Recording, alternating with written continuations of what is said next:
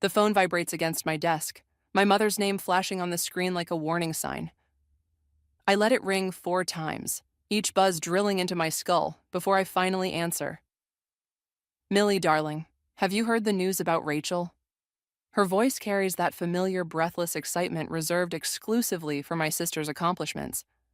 I glance at the promotion letter sitting on my desk, the one I'd been planning to share. No, Mother. What news? She's been offered a partnership at Anderson and Mills. Can you believe it? At her age, your father and I are absolutely over the moon. The words tumble out in a rush, each syllable another nail in my coffin of invisibility. That's wonderful. I trace the embossed letterhead of my own achievement, the words Chief Technology Officer swimming before my eyes. Actually, Mother, I wanted to tell you. Oh, and that's not even the best part. James proposed last night. We're planning an engagement party for next weekend. You'll need to clear your schedule, of course. My fingers curl around the promotion letter, crumpling its edges. Next weekend? I have Lucas that weekend. Ben's out of town and, well, surely you can find someone to watch him. This is your sister's engagement we're talking about. You know how important family is. Family. The word tastes bitter in my mouth. Right, family. Speaking of which, Rachel mentioned you've been doing well at that little startup of yours. Maybe you could help with some of the wedding expenses? Your father's investments haven't been performing as expected, and Rachel deserves something special. The letter in my hand tears slightly under my grip. 5 years of climbing the corporate ladder, of juggling single motherhood with 60-hour work weeks, reduced to that little startup and an ATM opportunity. I'll have to check my finances, I say, my voice steady despite the tremor in my hands. The divorce and Lucas's therapy sessions have been expensive. Oh, Millie. Her sigh carries years of disappointment. If you'd just tried harder with Ben, Rachel always said he seemed unhappy. Of course she did. Rachel, who'd spent countless dinner parties flirting with my then-husband while I was busy taking care of Lucas's meltdowns. Rachel, who'd known about Sophie months before I did but never said a word. I should go, Mother. I have a meeting. Don't forget about next weekend. And please wear something professional. The Anderson and Mills partners will be there. The call ends, but the silence that follows feels louder than her words. I stare at my reflection in the darkened computer screen. 31 years old, successful by any objective measure, yet still searching for approval in all the wrong places. My phone buzzes again, this time with a text from Sarah. Drinks tonight? Michael's watching the kids. Before I can respond, an email notification pops up. It's from the company board, announcing my promotion to the entire staff. Congratulations flood my inbox, colleagues stopping by my office with genuine smiles and warm words. Jack from marketing brings me my favorite coffee, a small post-it note stuck to the cup. They finally recognized what we all knew. Proud of you, Mills. I look at the torn promotion letter, then at Sarah's text, and finally at the family photo on my desk. Just Lucas and me at the beach last summer, both of us laughing at something long forgotten. The image blurs as tears prick my eyes, but for the first time today, they're not tears of frustration. I pick up my phone and text Sarah back. Definitely, I have news. And maybe an idea. Because here's the thing about being invisible. No one sees you coming. And after 31 years of playing the overlooked daughter, the forgiving sister, the dutiful ex-wife, maybe it's time to show them exactly who I've become. I smooth out the crumpled promotion letter and pin it to my wall, right next to Lucas's latest artwork. Let them keep underestimating me. Let them think I'm still that malleable, eager-to-please daughter. They'll learn soon enough. The wine glass trembles slightly in Sarah's hand as she processes what I've just told her. We're tucked away in our usual corner of Maxwell's, the Friday night crowd providing perfect cover for conversations better left unheard. $10,000. Sarah's whisper carries equal parts disbelief and outrage. For wedding flowers? That's just the deposit. I take a long sip of my martini. Mother called it a small contribution to Rachel's perfect day. And what did you say? I told her I'd think about it. The olive in my glass becomes suddenly fascinating. What else could I say? Sarah sets her wine down with more force than necessary. How about no? You're still paying off Lucas's occupational therapy, and Ben's child support payments are always late. They're my family, Sarah. Are they? Her voice softens. Because from where I'm sitting, They treat you more like their personal bank than their daughter. Before I can respond, my phone lights up with a text from Rachel. Hey sis, Mom said you're helping with the flowers. You're the best. Coffee tomorrow? Need to discuss some other wedding details. Sarah reads the message over my shoulder and makes a sound somewhere between a laugh and a scoff. Funny how she never wanted coffee when you were going through your divorce. The truth of it stings. I remember those endless nights, Lucas crying for his father while I tried to explain why Daddy lived with Aunt Sophie now. Rachel had been too busy with her law career to return my calls. I should go, I say, gathering my things. Lucas has therapy at 9 tomorrow. Millie, Sarah catches my wrist. Promise me you'll at least talk to Michael about the numbers before you commit to anything. He's good at finding the holes in these things. I promise, knowing I probably won't. The drive home is a blur of streetlights and memories, Rachel's law school graduation, where our parents gifted her a new car, my own graduation dinner, interrupted by Rachel's surprise announcement of her first internship. Lucas is already asleep when I get home, Michael having dropped him off earlier. His favorite dinosaur tucked under one arm. He looks so peaceful, so untouched by the complexities of adult relationships. I brush his hair back, wondering if my parents ever watched me sleep like this, if they ever felt this fierce need to protect. My phone buzzes again. This time it's my father. Millicent, he starts, using my full name like he always does when he wants something. Your mother mentioned you were hesitating about the flowers. I wasn't hesitating, Father. I was being practical. 10,000 is a lot of money. This is your sister's wedding. Surely your startup is doing well enough to help family? The dismissive pause before startup makes my teeth clench. We just secured Series B funding, but that doesn't mean excellent. Then it's settled. Your mother will connect you with the florist. Oh, and Rachel mentioned your meeting tomorrow. She has some thoughts about the venue deposit as well. The call ends before I can respond. I stand in Lucas's doorway, watching his chest rise and fall, thinking about the college fund I've been struggling to build for him, about the therapy sessions that insurance won't cover, about Rachel's designer wardrobe and my father's country club membership. My phone pings one last time. It's Jack from work. Hey Mills, board wants to announce your promotion at next month's investor meeting. They're excited about the PR angle, female CTO, single mom, real inspiration stuff. You okay with that? And suddenly, I see it. The leverage I've been missing. The way to make them finally see me.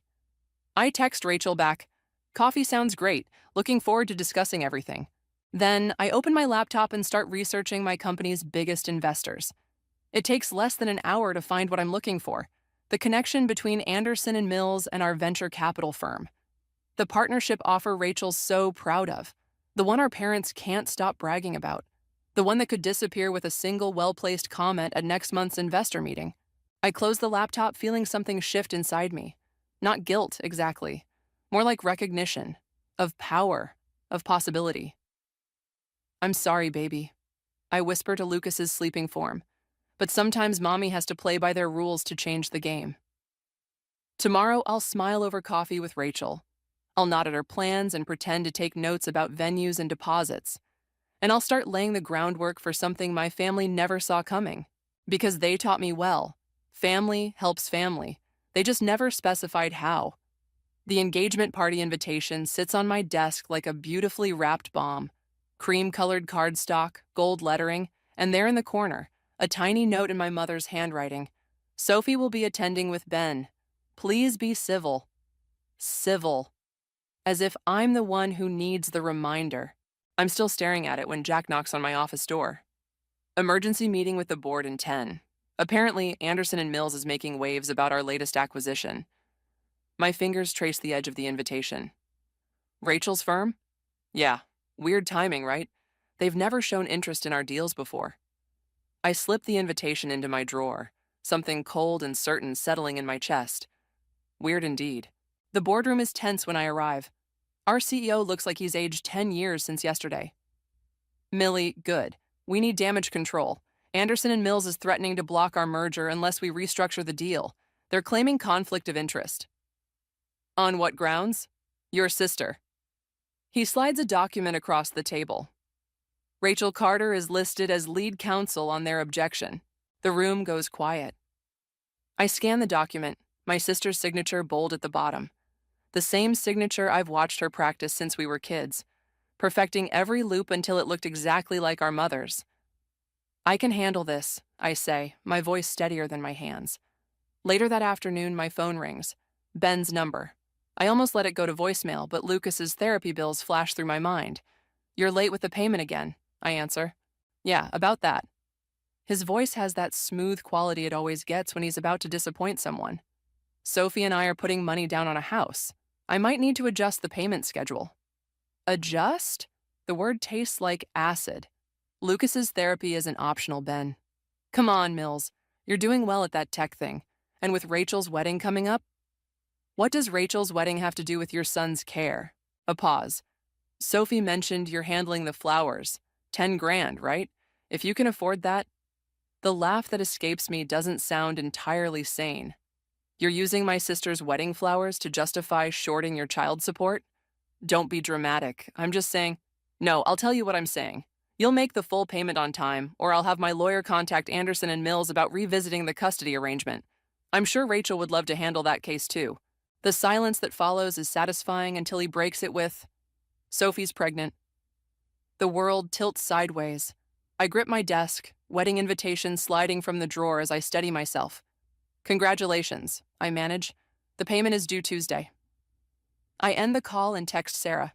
"Need you? Now." She responds immediately. "On my way. Michael's got the kids." I'm still sitting there when Jack returns. "Hey, the board wants to know how you want to handle the Rachel situation. Jesus, Mills, you're white as a sheet." "I'm fine." I stand, smoothing my skirt. "Tell them I'll present a strategy tomorrow. And Jack, could you pull everything we have on Anderson and Mills's partner track requirements, specifically their conflict of interest policies?" He gives me an odd look, but nods. Sarah arrives as I'm gathering my things. One look at my face, and she wraps me in a hug that nearly breaks me. "Sophie's pregnant," I whisper into her shoulder. "Oh, honey." "And Rachel's trying to block my company's merger." She pulls back, eyes sharp. "What are you going to do?" I think about the invitation in my drawer, about Lucas's therapy sessions, about Ben's new house and baby and perfect Sophie, about Rachel's partnership track and my parents' pride. "I'm going to attend my sister's engagement party," I say, picking up my bag. "And I'm going to smile and congratulate Ben and Sophie. And then I'm going to remind my family exactly who they've been underestimating all these years." Sarah studies me for a long moment. "Just remember Lucas in all this." I am. I touch the photo of him on my desk. Everything I do is for him. And maybe it's time he saw his mother stand up for herself. As we leave, I send a quick text to my mother. "About the flowers, I'll handle everything. And don't worry about Ben and Sophie, I'll be perfectly civil." Because that's the thing about civility. It's the perfect cover for warfare. And I've just been handed all the ammunition I need. The engagement party feels like a carefully choreographed dance of daggers. Crystal glasses catch the light, conversations buzz with artificial warmth, and there in the center of it all stands Rachel, radiant in designer white, while Sophie rests one manicured hand on her still flat stomach. "Millie."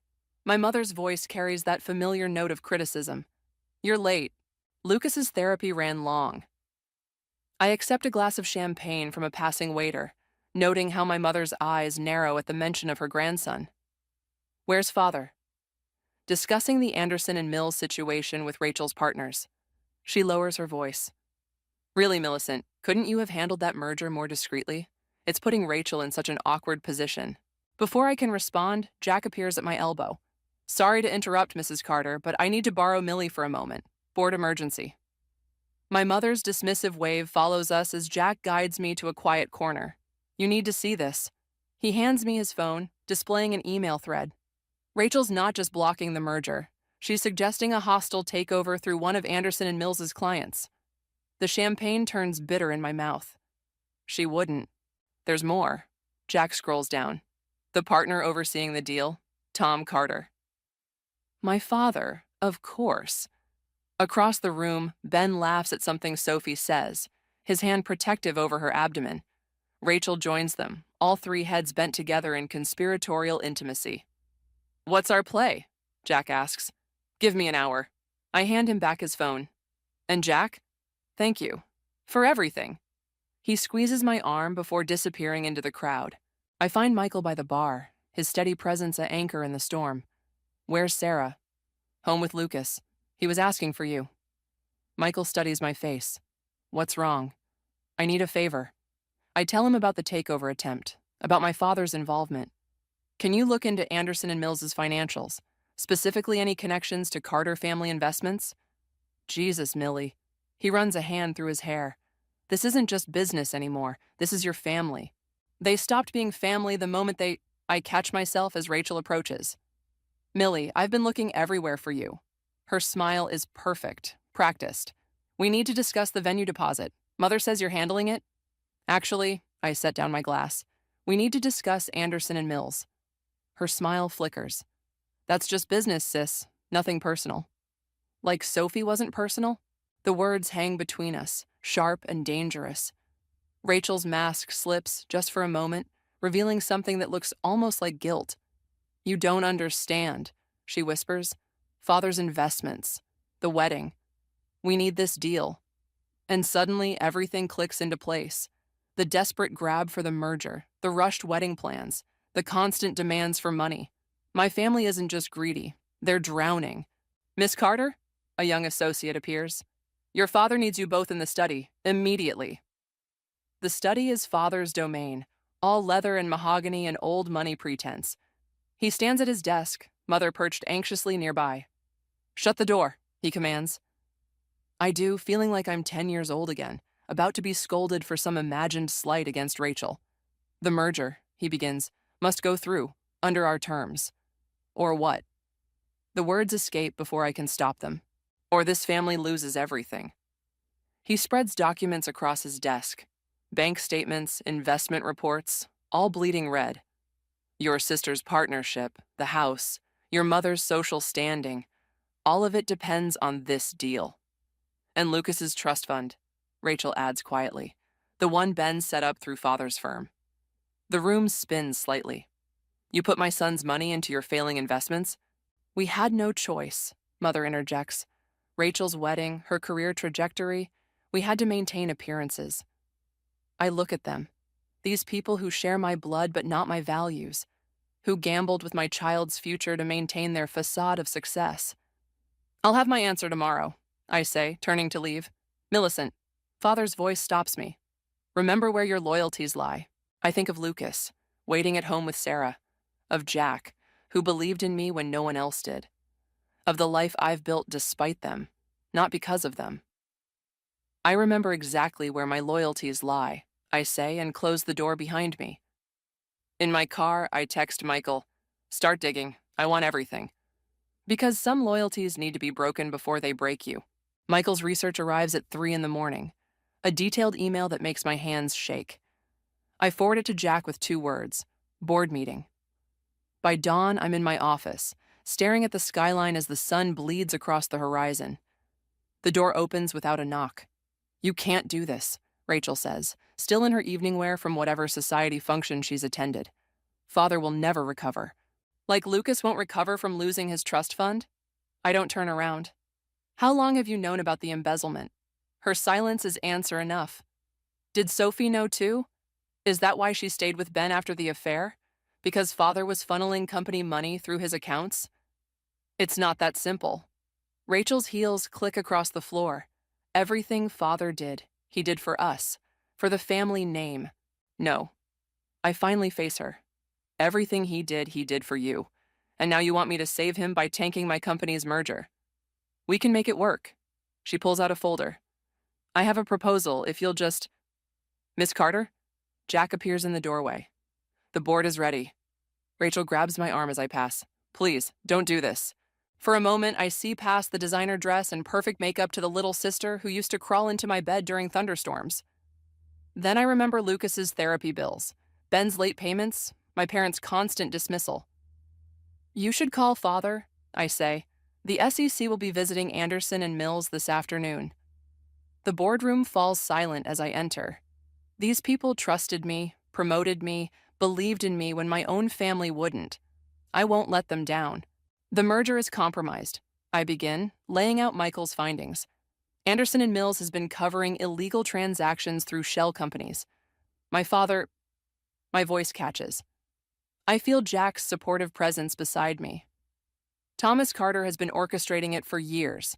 The evidence is irrefutable. Board members exchange glances. My phone buzzes repeatedly. Mother, father, Ben. I ignore them all. We'll need to distance ourselves immediately, our CEO says. Millie, given your connection, I understand. I slide a folder across the table. My resignation, effective immediately. Actually, he shares a look with the other board members. We had something else in mind. Hours later, I pull into Sarah's driveway. Lucas runs out, throwing himself into my arms.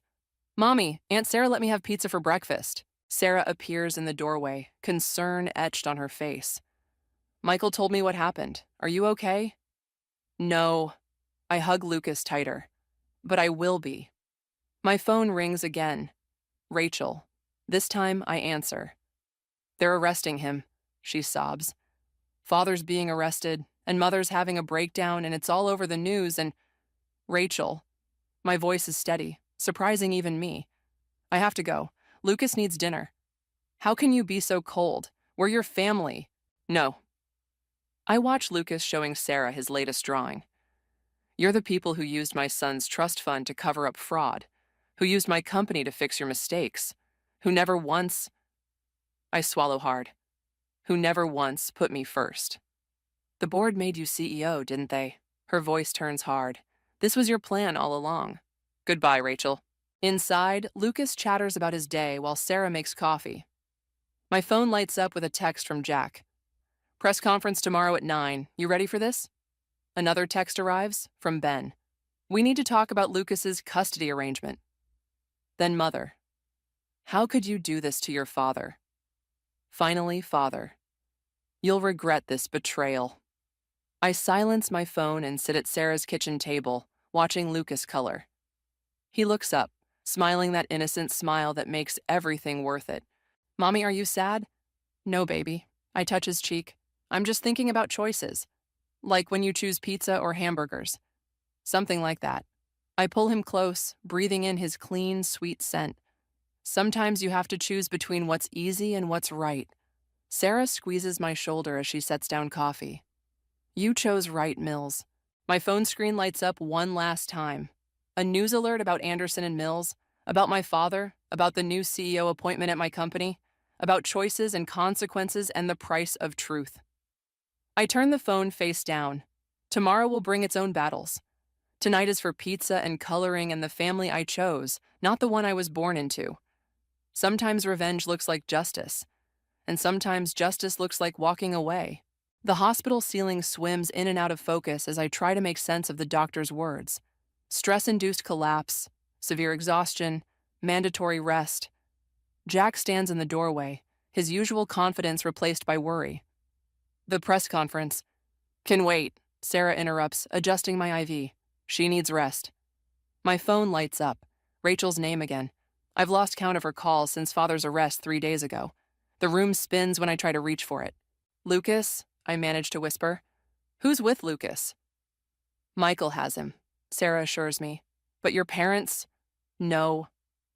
The word comes out sharper than intended. They can't have him. They're his grandparents, Mills, and with you here... The door opens, and Mother sweeps in, perfectly coiffed despite everything. Millicent, really. Hospitalized right before Rachel's business launch. The timing is incredibly inconvenient. Sarah's hand tightens on the bed rail. Jack mutters something about getting coffee and escapes. Mother, I try to sit up, fighting the dizziness. I need you to watch Lucas, just for a few days. Oh, darling. She adjusts her designer scarf. We simply can't. Rachel needs us at the launch. It's crucial for rebuilding our reputation after what you did to your father. The monitor beside me beeps faster. What I did? Well, if you hadn't been so vindictive. But that's not important now. We've arranged for Lucas to stay with Ben and Sophie. They're expecting their own child, after all. It'll be good practice. The room goes cold. You did what? Ben's already picked him up from Michael. Sophie's so good with children, and really, it's better for Lucas to be with stable parents right now. I rip the IV from my arm, ignoring the sharp sting. You had no right. Actually, Ben appears in the doorway. I had every right. My lawyer filed for emergency custody an hour ago. Given your current state and the scandal with your family, The floor seems to tilt beneath me as I stand. Sarah grabs my elbow, steadying me. Where is my son? Safe, Ben says. With Sophie, away from all this mess you've created. My legs give out. Sarah catches me before I hit the floor, helping me back to the bed. The room spins violently. It's temporary, Ben continues, almost gentle. Until you're better. Sophie's already enrolled him in a new therapy program. One that won't embarrass the family, Mother adds. Really, Millicent? Art therapy? What would people think? I look at them. My mother in her perfect outfit, Ben in his expensive suit, and see strangers. People who've taken everything, piece by piece, and still want more. Get out. My voice shakes. Both of you. Millie, Ben starts. Get out. They leave. Mother's heels clicking a sharp rhythm, Ben's cologne lingering like a threat. Sarah pulls out her phone. I'm calling Michael. We'll get him back, Mills. Don't. I close my eyes against the tears. They'll use any interference against me in court. You know they will. The silence that follows is broken only by the steady beep of monitors. Jack returns. Coffee forgotten. The board, he says quietly. They're reconsidering your position. With everything happening. Of course they are. Father's arrest, my collapse, the custody battle about to explode across headlines. I've become a liability to the very company I helped build. My phone buzzes again. Rachel. I'm sorry about Lucas, but you brought this on yourself. Then Mother. It's for the best, darling. Sophie will be a wonderful influence. Finally, Ben. We'll take good care of him. Maybe this time apart will help you reflect. I think of Lucas with Sophie, learning to call her Mom, of my father in jail, my mother at Rachel's launch, my sister building her business on the ashes of my sacrifice, of everything I've lost in my quest for justice. Mills? Sarah's voice seems far away. What do you need? I need my son. I need my family to love me as much as they love their reputation. I need the past month to disappear. But what I say is, time. I need time. Because revenge was supposed to feel like victory. Instead, it feels like this. A hospital room, an empty bed, and the sound of my world crumbling while monitors count each hollow heartbeat. The boardroom feels different at midnight, colder. The city lights below cast shadows across Rachel's face as she stands at the window, her perfect posture finally showing cracks. They're freezing our accounts, she says without turning. All of them. The FBI says Father's fraud went deeper than anyone realized. I set my laptop on the conference table. I know. Now she does turn, mascara smudged beneath her eyes. Of course you do. You're the CEO now, aren't you? Everything you wanted. Not everything. My voice stays steady. Where's Lucas? Safe, with Sophie. She moves to the table, heels silent on the thick carpet. Mother's having another breakdown. The launch failed. Everything's falling apart and you're just watching. Like you watched when Ben left, when Lucas needed therapy, when Father gambled away his trust fund. Her hand trembles as she reaches for my laptop. If you help us, maybe we can fix... No. I close the laptop before she can touch it. I'm done fixing your messes. He's asking for you, she whispers. Lucas. He doesn't understand why Mommy's not coming home. The words hit like physical blows, but I grip the chair until my knuckles whiten. Ben's custody claim won't stand. Not now. What do you mean? I push a folder across the table. Sophie's pregnant, but not with Ben's baby. The dates don't match. And her new therapy program for Lucas, unlicensed, run by her cousin. The same cousin who's been helping Father hide money. Rachel sinks into a chair. How did you... I learned from the best. Family helps family, right? The elevator dings. Ben storms in, Sophie trailing behind him.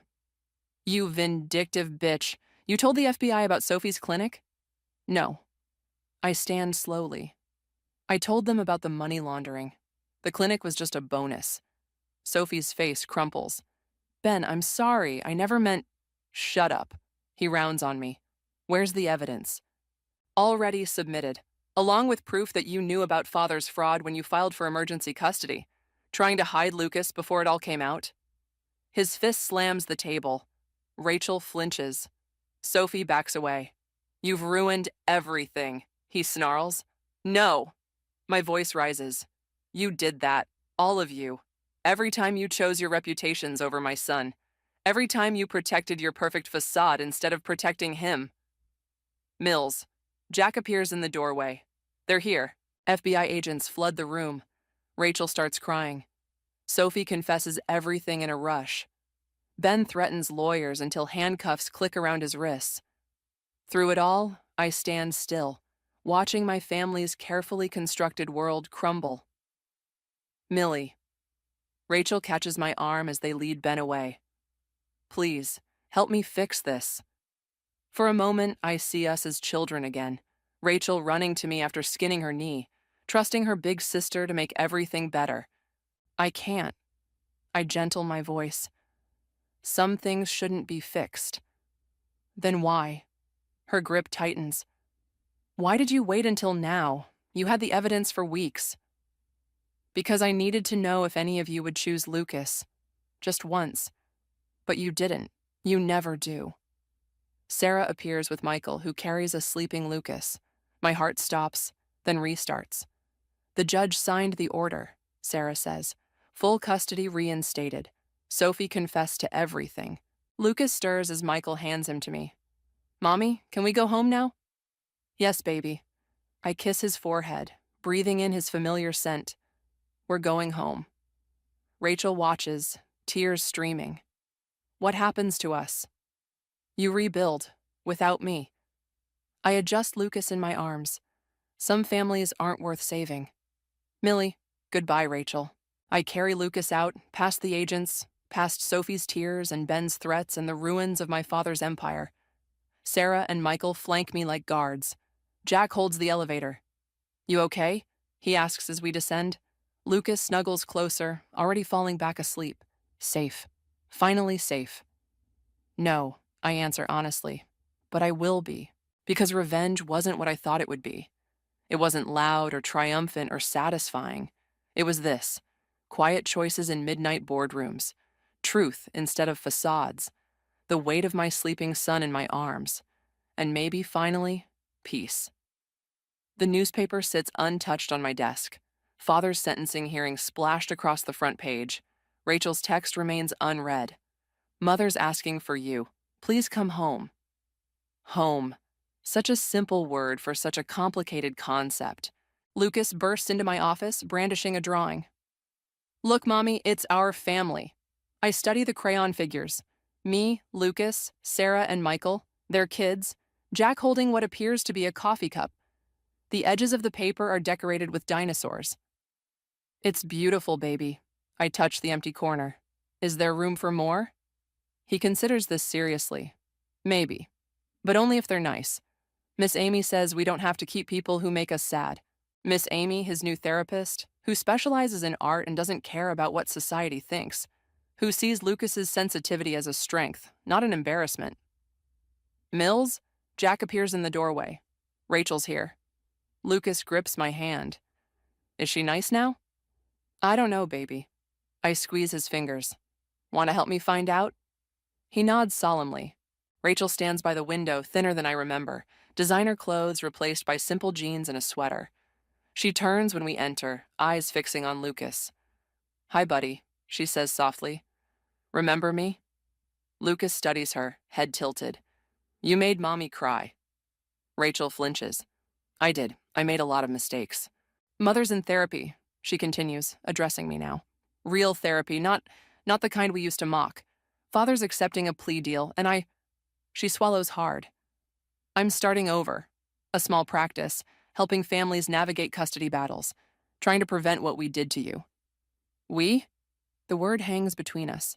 I knew about Sophie's clinic, about Ben's plans for Lucas.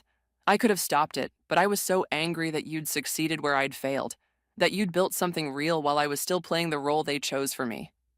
Lucas tugs my hand. Can I show her my drawing? I nod. He presents it proudly. Rachel traces the crayon figures. It's wonderful. You're very talented. There's room for more, he announces, but only if you're nice. A tear slides down Rachel's cheek. I'd like to try, if your mom lets me. I study my sister, really study her. The perfectionist facade has cracked, revealing something raw and real underneath, something that might, with time and work, become authentic. Sunday dinners, I say finally. At Sarah and Michael's, once a month. We start there. She nods, understanding the terms, the boundaries, the chance that must be earned, not demanded. Can I? She hesitates. Can I hug him? I look at Lucas. He considers, then steps forward, offering a brief embrace before retreating to my side. Thank you, Rachel whispers. After she leaves, Lucas adds a small figure to his drawing's corner. That's Aunt Rachel, he explains, but I used yellow instead of red, because she's trying to be sunny instead of angry. I pin the drawing next to my degrees and awards, evidence of a different kind of success. Sarah texts, monthly dinner still on, Michael's grilling, Jack's bringing that woman from accounting. Lucas requested dinosaur-shaped nuggets. I smile, remembering Mother's horror at chicken nuggets on fine china, at therapy sessions instead of society parties, at a CEO who chooses finger paintings over family legacy. Another text arrives, from Ben's lawyer. Client accepts revised custody agreement. No appeals. Then Rachel. Thank you for the chance. I won't waste it. Finally, a message from an unknown number. Miss you, sis. Sophie. I delete the last one without responding. Some bridges stay burned. Lucas tugs my sleeve. Can we go home now? I want to show Miss Amy my new drawing tomorrow. Yes, baby. I gather my things, leaving the newspaper unread. Let's go home. Because revenge wasn't in the destruction after all. It was in the rebuilding. In choosing which walls to repair and which to leave in ruins. In teaching my son that family isn't about blood or obligation, but about the people who make space in their drawings for you. Even if that space starts small, in the corner, drawn in yellow instead of red.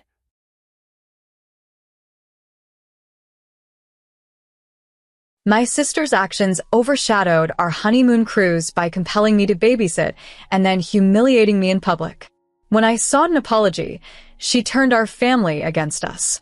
I apologize for the lengthy post, but my life is spiraling, and as a longtime follower, I value your perspectives. I'm using a throwaway account and pseudonyms because my family is active on social media. Here's a breakdown of the key players. I am a 32-year-old woman, married to my 36-year-old husband.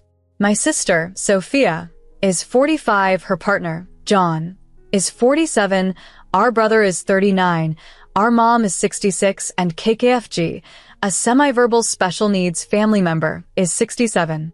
Both my mom, who is retired financial advisor after 22 years in the care field, my sister, 1 year, and I, 9 years, have professional caregiving experience, which is essential as KKFG needs constant supervision. This cruise was meant to be a grand family gathering during my mom's retirement year and a celebration of our marriage. My husband and I tied the knot in 2023, after being together for 9 years. My mom generously offered to pay for our cruise, including a balcony suite as a honeymoon gift. She emphasized that despite it being a family trip, we should treat it as our honeymoon and enjoy our time together without stress. Despite these good intentions, the trip turned into an emotional ordeal. While there were happy moments, the experience was marred by my sister's bullying and temper tantrums, primarily directed at me. It was surprising because she has historically been supportive, especially significant since my husband was disowned by his family for being gay. Before the cruise, we all agreed that we would give our mom a day off from caregiving responsibilities for KKFG as a token of appreciation. The plan was to share KKFG's care between Sophia and John, or my husband and me. However, this plan fell apart once we were on board. My brother and John seemed exempt from caregiving duties, and what was supposed to be a single day of watching KKFG turned into 4 days, lasting several hours each, without prior discussion or agreement. This arrangement was sprung on us unexpectedly, adding undue stress to what was supposed to be a relaxing honeymoon. Throughout 3 separate instances, I agreed to help out to avoid any disruption and also to allow my mom some downtime. Each time, my sister and mom would treat themselves to a spa day, enjoying some mother-daughter bonding. By the fourth occasion, my husband and I decided to look after my niece, KKFG, to give my mom a well-deserved break of about 4 hours to herself. This decision was ours as my mom appeared overwhelmingly stressed and in need of some alone time, which she thoroughly enjoyed. KKFG, who is very much part of the family, requires considerable assistance for most activities. While my husband was supportive, I primarily took on the caregiving role. Despite the demands, it was rewarding to see KKFG happy. However, it's important to note that the responsibility to care for her was initially thrust upon us by my sister Sophia, not my mom. This often resulted in my husband and I having to forego our planned activities on the cruise, which were unique experiences we hoped to enjoy together, but missed because we were told it was our turn to take care of KKFG. No matter how diligently I followed Sophia's detailed instructions, it never seemed good enough. There was always something I supposedly overlooked. Sophia continuously pointed out how fortunate we were that our mom was financing our trip, implying we should feel eternally grateful. Whenever we considered purchasing drinks, photos, or souvenirs, Sophia would caution us against overspending or taking advantage of our mom's generosity. Her advice was inconsistent, one day suggesting we discuss potential purchases with our mom, and the next day accusing me of selfishness. Sophia's demeaning behavior extended to public settings like the crowded dining hall, where she would patronizingly slow down her speech, as if talking to a child, or instruct me on how to do things correctly so I wouldn't make mistakes. On one occasion, she even passed a signature book around for the waitstaff to sign for KKFG. Overwhelmed, I suffered an anxiety attack, blinking out as Sophia loudly dictated what I should do, something she could have easily handled herself. Afterwards, she continued to chastise me in front of dozens of onlookers, leaving me deeply embarrassed and bewildered by her harsh criticism. The ongoing strain took its toll, leaving me sleepless and sick at night, struggling to understand what I was doing wrong. I wanted to enjoy our time on the cruise, which was also our honeymoon, but the experience felt more like a nightmare due to the constant tension with Sophia. My husband was incredibly upset by the situation. When I sought clarity from my mom, she acknowledged being aware of what was happening but hesitated to disclose any details, urging me not to confront Sophia as she would eventually come forward.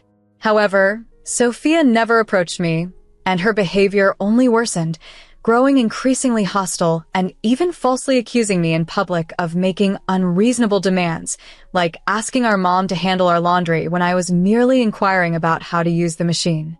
Out of a 7-day cruise, my husband and I managed only 8 hours alone together, with the rest of the time spent accommodating family needs, primarily focusing on KKFG or joining group activities led by Sophia. Embarking on a cruise with my family was a journey filled with joy and wonder, a time I thought would strengthen our bonds. Unfortunately, the experience turned sour, particularly due to an unexpected conflict with my sister. Despite my love for her, I came to realize that I could not travel with her again. The way she treated me throughout the cruise left me feeling unloved and mistreated, emotions so intense that I felt compelled to express them through a heartfelt letter.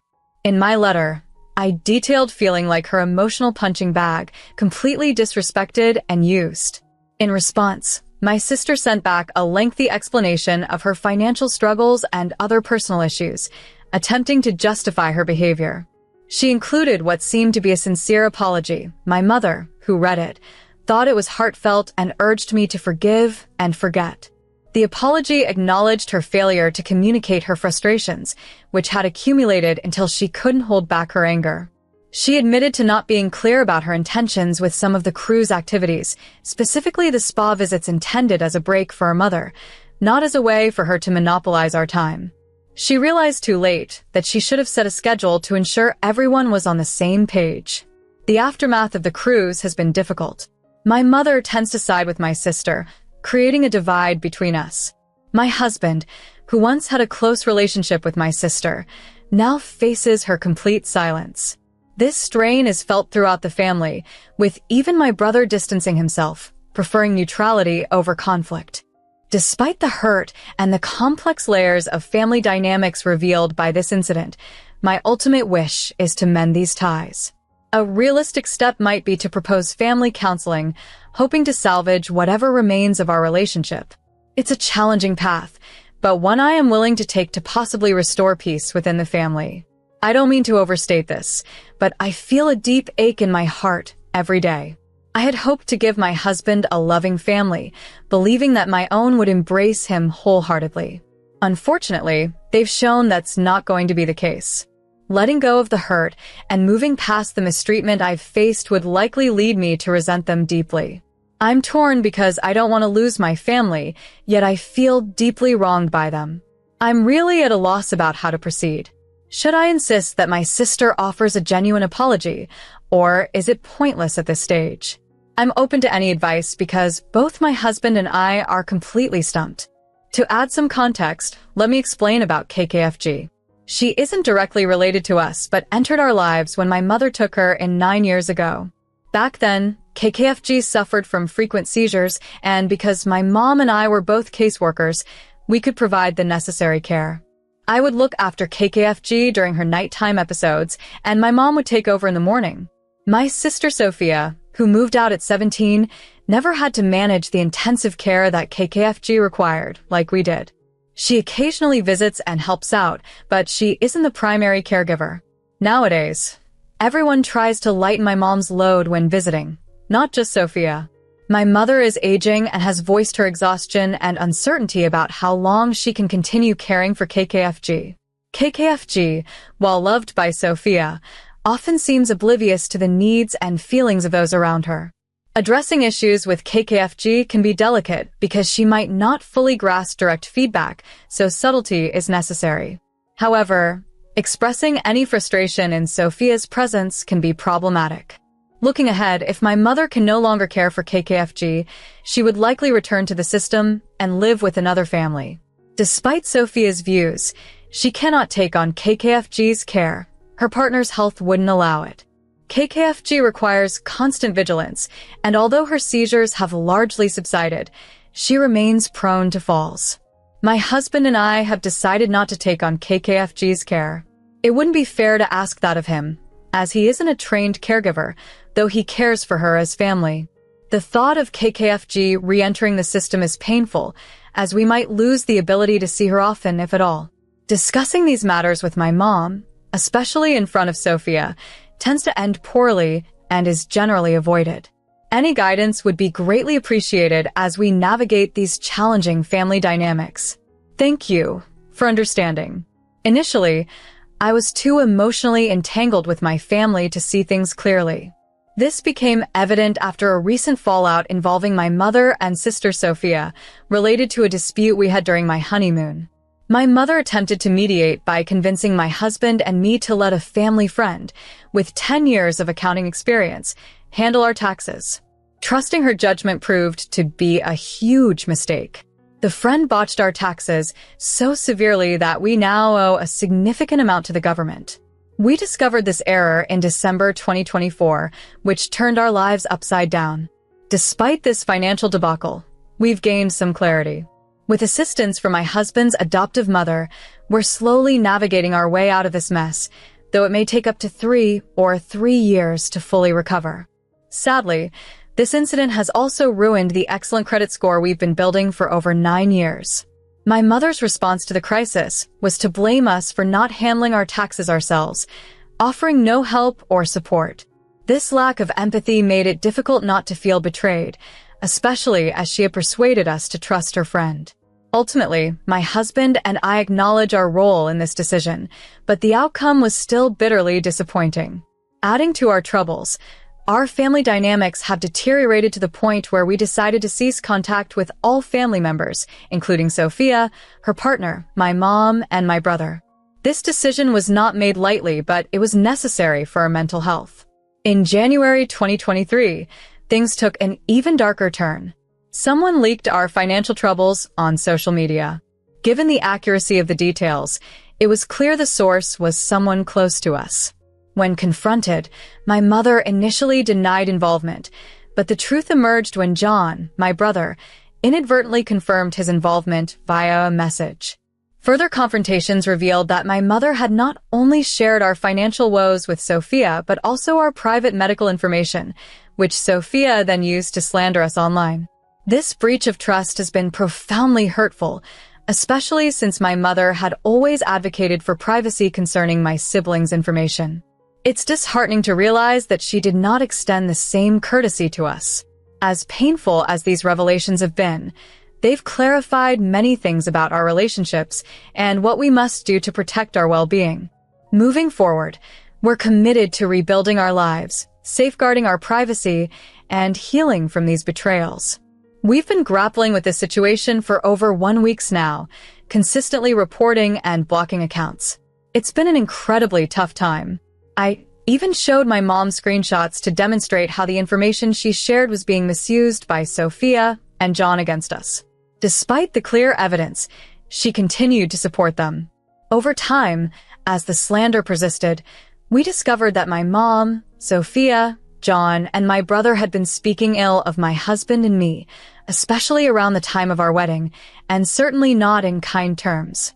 Through conversations with my sister, it became painfully clear that they harbored deep-seated resentment towards my husband. They disliked him immensely, criticizing him as too flamboyant, a former addict who's been clean for 9 years, lazy, and unkempt. These cruel labels were devastating. Similarly, they labeled me as unstable, brainwashed, and naive, and they saw my husband as a manipulative villain behind the scenes. The situation escalated when my mom began sending me pictures of KKFG via text, as I had blocked her on all other platforms. I asked her to stop because it felt like she was using guilt to avoid addressing her actions. She reacted angrily, so I felt compelled to block her number 2, severing the last line of communication we had. Now, my entire immediate family is blocked, and it's gut-wrenching. We only got married last July, and the feeling of losing my family is almost unbearable, affecting me deeply almost every day. Despite the turmoil, I'm trying to cope as best as I can, though my sleep and appetite have suffered greatly.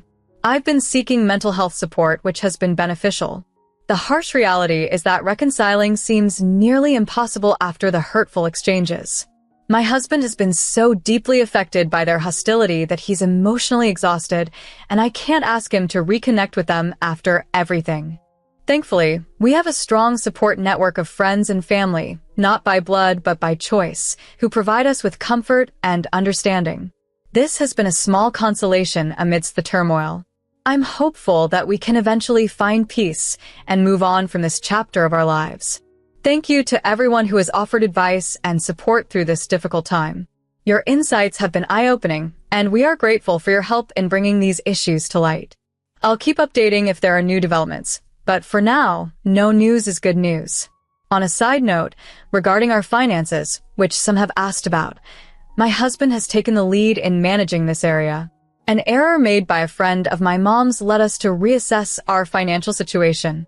We were advised incorrectly, which significantly impacted us, but we've taken steps towards debt consolidation to prevent bankruptcy. We're not delving too deep into details as the situation could become a legal matter, but we're equipped with ample documentation to clarify the missteps, though we believe they were not intentional. The friend has since retired financial advisor. We're not associated with any specific company right now, as we're still sorting out our financial matters. At present, our primary focus is on establishing a stable financial foundation before considering any further actions. This need arises from a significant expenditure we made, under the impression that the funds were ours to use. Unfortunately, this has resulted in a situation where our repayment plan could extend over 3 to 3 years. This issue came to light when we received an email from the Canada Revenue Agency, CRA, in December, informing us that an error had been made. The mistake wasn't caught immediately by the CRA, and by the time it was acknowledged, interest had already accumulated from the time of the error. Although the CRA is known for its stringent measures, we're managing to cope reasonably well under the circumstances. In addition to this, there was a delay in filing our taxes due to our wedding in July, which consumed most of our attention at that time. Normally, Canadian taxes are due in March or April each year, but we overlooked this due to our wedding preparations and a subsequent short trip in August. Upon our return, my mother urged us to have our taxes filed by her friend, who offered to do it for free. She was concerned that going through our usual tax service, especially so late, would result in higher fees. Her friend completed our taxes quickly and assured us that everything was handled correctly, which led us to believe there were no issues. Unfortunately, we later learned that there had been a significant error. This mistake didn't just impact our finances, it also affected our credit score, which we had built up to over 700. The error meant that money we had spent wasn't actually ours, and now we need to repay it along with the interest accrued. This has taken a toll on our credit, but thankfully, we've avoided bankruptcy. The CRA typically catches such errors, but this one went unnoticed until much later, which was unfortunate. We've been advised not to share too much detail publicly, such as specific amounts or the entire process, but I hope this summary helps clarify the situation.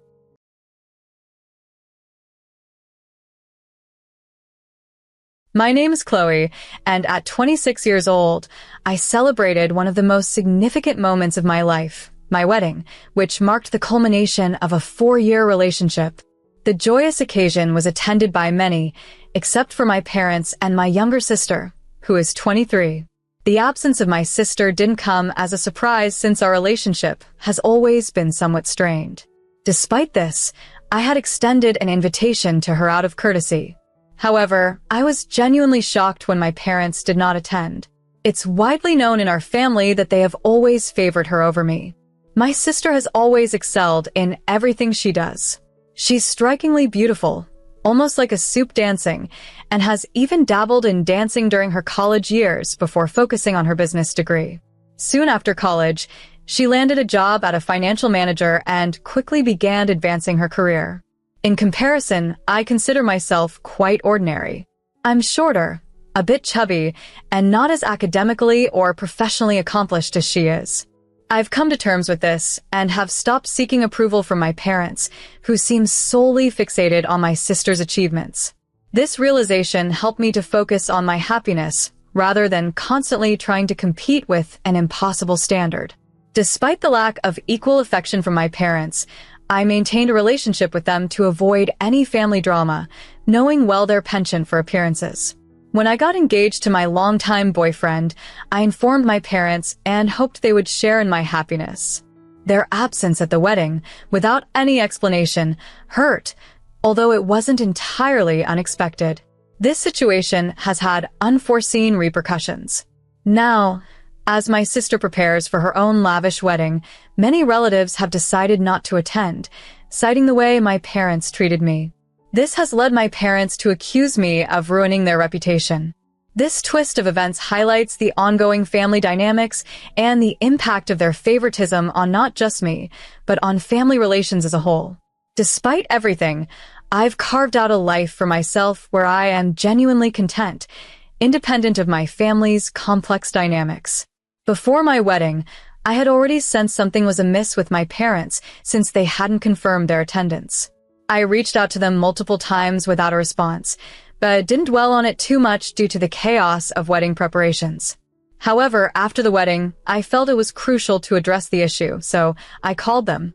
Surprisingly, they answered and expressed their disappointment for not being able to attend the wedding, claiming they never received a formal invitation. This confused me because I was certain that my husband and I had sent one to them along with everyone else. We had double-checked our guest list numerous times and sent both physical and electronic invites to ensure no one was overlooked. During the phone call, my parents continued to insist they were left out, which prompted me to verify again. Indeed, I had sent them an invitation. Realizing they might be attempting to manipulate the situation, I chose not to confront them directly. Instead, I apologized for any misunderstanding and ended the call, although I was quite frustrated by their accusations. Later, I discussed the situation with my husband, who suggested that their behavior could be due to their displeasure over me getting married before my sister. He believed this might be the real reason they chose to miss the wedding, and now were trying to shift the blame to me. Reflecting on their reaction when I initially informed them of my engagement, they appeared shocked rather than happy. I realized my husband might be right. Despite our strained relationship, I had made an effort to personally inform them before announcing it publicly. thinking it was the respectful thing to do as their daughter. My husband's insights helped me see the situation from a different angle, revealing possible underlying family dynamics that I hadn't fully appreciated before. At my engagement party, I couldn't help but notice my parents sitting off to the side, sulking rather than mingling with the guests. Even when my fiancé politely approached them, he overheard them on a distressing phone call with my sister, who was crying. It was clear they weren't thrilled about my engagement. Out of consideration for my feelings, my fiancé chose not to discuss it with me at the time, knowing I was already overwhelmed with wedding preparations. After the wedding, which my parents and sister did not attend, I learned the truth about their absence. Despite double-checking that they received their invitations, they still chose not to come. Their absence at my wedding, combined with their lack of explanation, led me to decide to cut off communication with them, prioritizing my own peace. Recently, I heard through family that my sister got engaged. My parents seemed to be heavily invested in her wedding, openly sharing their lavish plans online. Contrary to their behavior at my wedding, they are now planning an extravagant celebration for her. A few days ago, my parents accused me of trying to sabotage my sister's wedding, a claim that baffled me since I hadn't spoken to them in months. They alleged that our relatives were already reluctant to attend her wedding due to negative comments they believed I had made. I was hurt by the accusation, especially since I had moved on and was not interested in any family drama. This series of events has only deepened the rift between us, confirming my decision to maintain my distance for my own well-being. I inadvertently played a role in a family misunderstanding due to my sister's distress over our relatives planning to skip her engagement party. She expressed her disappointment to a cousin, revealing that she believed I had spread rumors about our parents intentionally missing my wedding out of preference for her. This stemmed from a belief that they favored her due to her perceived success and attractiveness. My parents wanted her to marry first, and when that didn't happen, it seemed they skipped my wedding to avoid hurting her feelings. This caused me a great deal of hurt, and in moments of frustration, I shared my views with family members, saying that our parents had prioritized appearances over their attendance at my wedding.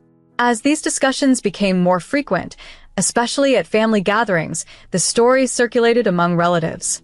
I was candid, not seeking sympathy, but not softening my words either.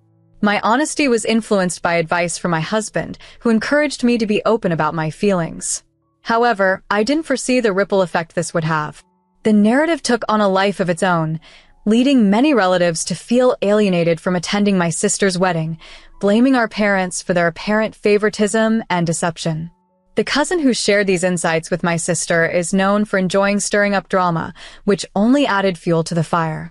Now, this has escalated to a point where my parents are deeply upset, mistakenly believing I orchestrated this to undermine them due to jealousy of my sister. The situation has spiraled beyond my initial intentions, highlighting the unintended consequences of sharing personal grievances within a close-knit family. There have been misunderstandings and accusations in my family that have strained our relationships deeply.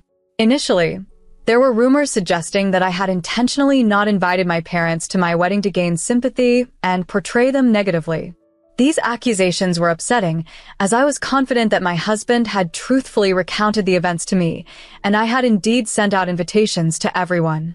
Despite my certainty, the rumors I inadvertently spread led some family members to decide against attending my sister's wedding.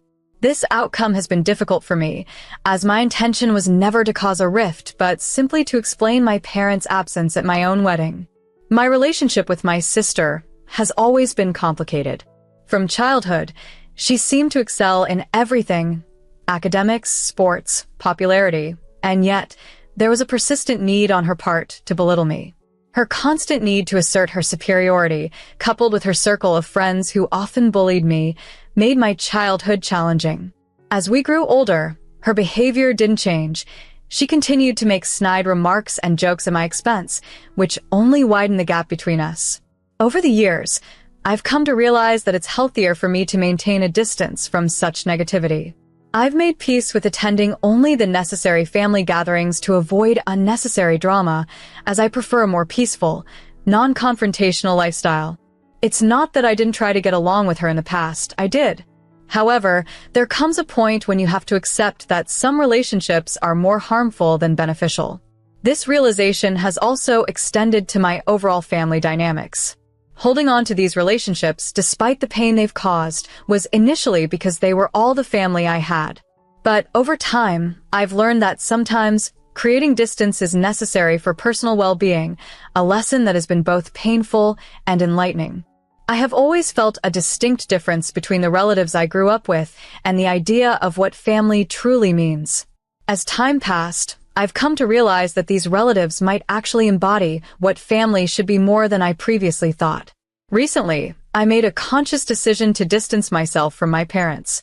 This choice was spurred by the insights I gained from others who suggested that being honest with my extended family about my situation wasn't as daunting as my parents had portrayed. I openly shared my experiences, and I don't regret being transparent. When my parents began bombarding me with messages, I responded consistently, maintaining my stance. This led to a heated argument over the phone where they accused me of intentionally trying to tarnish their reputation out of jealousy towards my sister.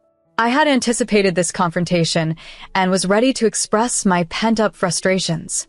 During the call, I acknowledged my jealousy, not for the superficial reasons they believed, but because they consistently favored her over me. This favoritism was something I could perhaps understand from outsiders, but finding it within my own parents was deeply painful. I was tired of acting indifferent to their partiality, which is more impactful than one might assume. The expectation to simply ignore such feelings and pretend everything is fine is unreasonable. I had hoped that one day my parents would recognize and appreciate me for who I am, but that day never came. This realization made me keep silent about their unfair treatment for years. Now, speaking out seemed to only upset them because it reflected poorly on them. But if the truth casts a shadow over them, perhaps they should introspect on their actions rather than blame me. They handed me the reasons to speak out against them, and now they must deal with the consequences. They have no right to complain about me portraying them negatively. If they truly desired to be seen as good parents, they should have acted the part, and then my narrative would be filled with praises instead of grievances. After being accused of playing the victim and seeking sympathy, I thought perhaps that's precisely what I was doing. Instead of incessantly calling me to retract my statements, they might find it more beneficial to speak with our relatives themselves and present their side of the story. However, for me, the chapter was closed. I had said all I needed to say, and if my relatives chose to believe me, then perhaps it was time for my parents to reflect on why that was the case.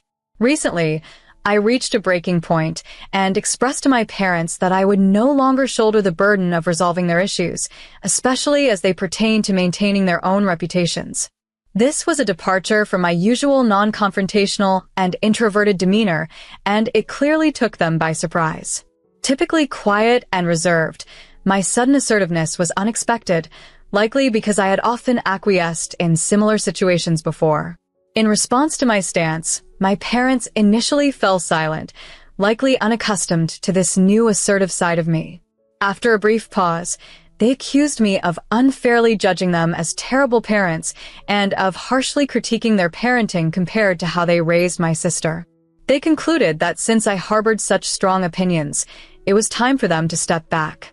They declared they had no further expectations of me and that I was free to live my life as I chose, without their interference.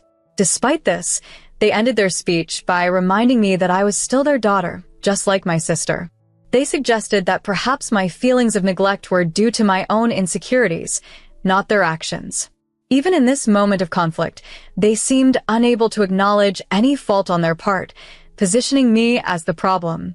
I chose to remain silent after their monologue, realizing that any further discussion would be futile and would only go in circles. Accepting their portrayal of me as the antagonist actually felt liberating. It was a relief to express how I had felt all these years, and having done so, I felt much lighter. As for my sister's upcoming wedding and any family drama that might ensue, it no longer concerns me. I've decided to focus on my own life and happiness. A few days after this intense exchange, my sister contacted me, criticizing my words to our parents as hurtful and ungrateful, given all they had done for us. She seemed to relish taking the moral high ground. I chose not to engage and simply blocked her number to avoid further conflict. My husband later called to discuss the situation, but by then, I had made peace with my decision to distance myself from the family drama. Recently, I received a surprising text from an unfamiliar number, which turned out to be from my sister. She had contacted my husband, telling him the same thing she told me and urging him to persuade me to apologize to our parents for my alleged wrongdoings. She emphasized that as a new family member, he couldn't remain passive. My initial reaction was anger at her boldness in messaging my husband, but he found the situation amusing. His laughter helped me see the lighter side of the situation and not take it too seriously. Over the past few days, I haven't shared much about the ongoing issues with my parents due to my busy work schedule. However, I plan to be open about the situation with anyone who asks. I'm not typically one to spread gossip, but in this case, sharing the truth about my parents' actions seems justified, especially if it bothers them. I'm ready to be honest about how they behave, which is enough to make people question their character. Interestingly, my parents have been telling relatives that I've been spreading false rumors out of jealousy towards my sister's upcoming, more lavish wedding. They hoped this narrative would sway family opinion against me. However, many relatives sided with me, knowing my parents' history of favoring my sister. They've even shared with me what my parents were saying behind my back.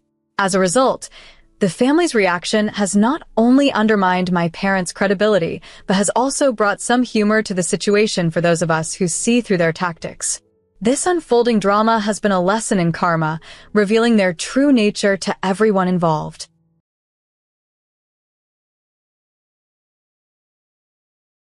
My name is Ellie.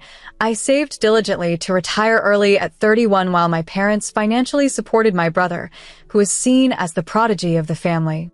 They funded his education and his early business ventures, which unfortunately didn't succeed. When his business failed, they asked me to help by dipping into my savings. I refused, which led them to sever ties with me.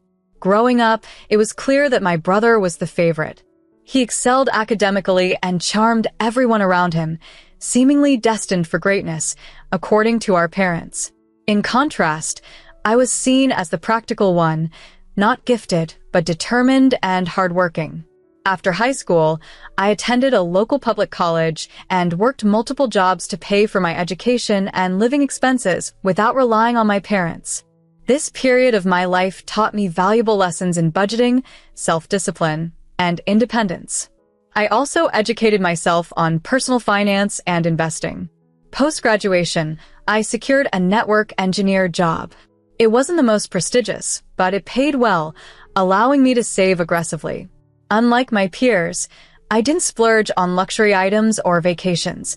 Instead, I maximized my retirement contributions and invested wisely, living well below my means. This frugality was guided by a simple philosophy. If you can manage to live on half your income, you're halfway to financial freedom. This approach enabled me to consider early retirement as a feasible goal. Meanwhile, my brother took a different route. He attended a prestigious private university, which came with a hefty price tag that my parents were more than willing to pay. They hoped it would set him up among future leaders, ensuring his success. My parents saw this as an investment in his potential, sparing him any financial burdens.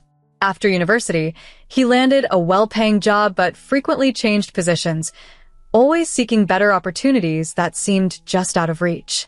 Despite his high earnings, his extravagant spending habits meant he never really found stable financial ground.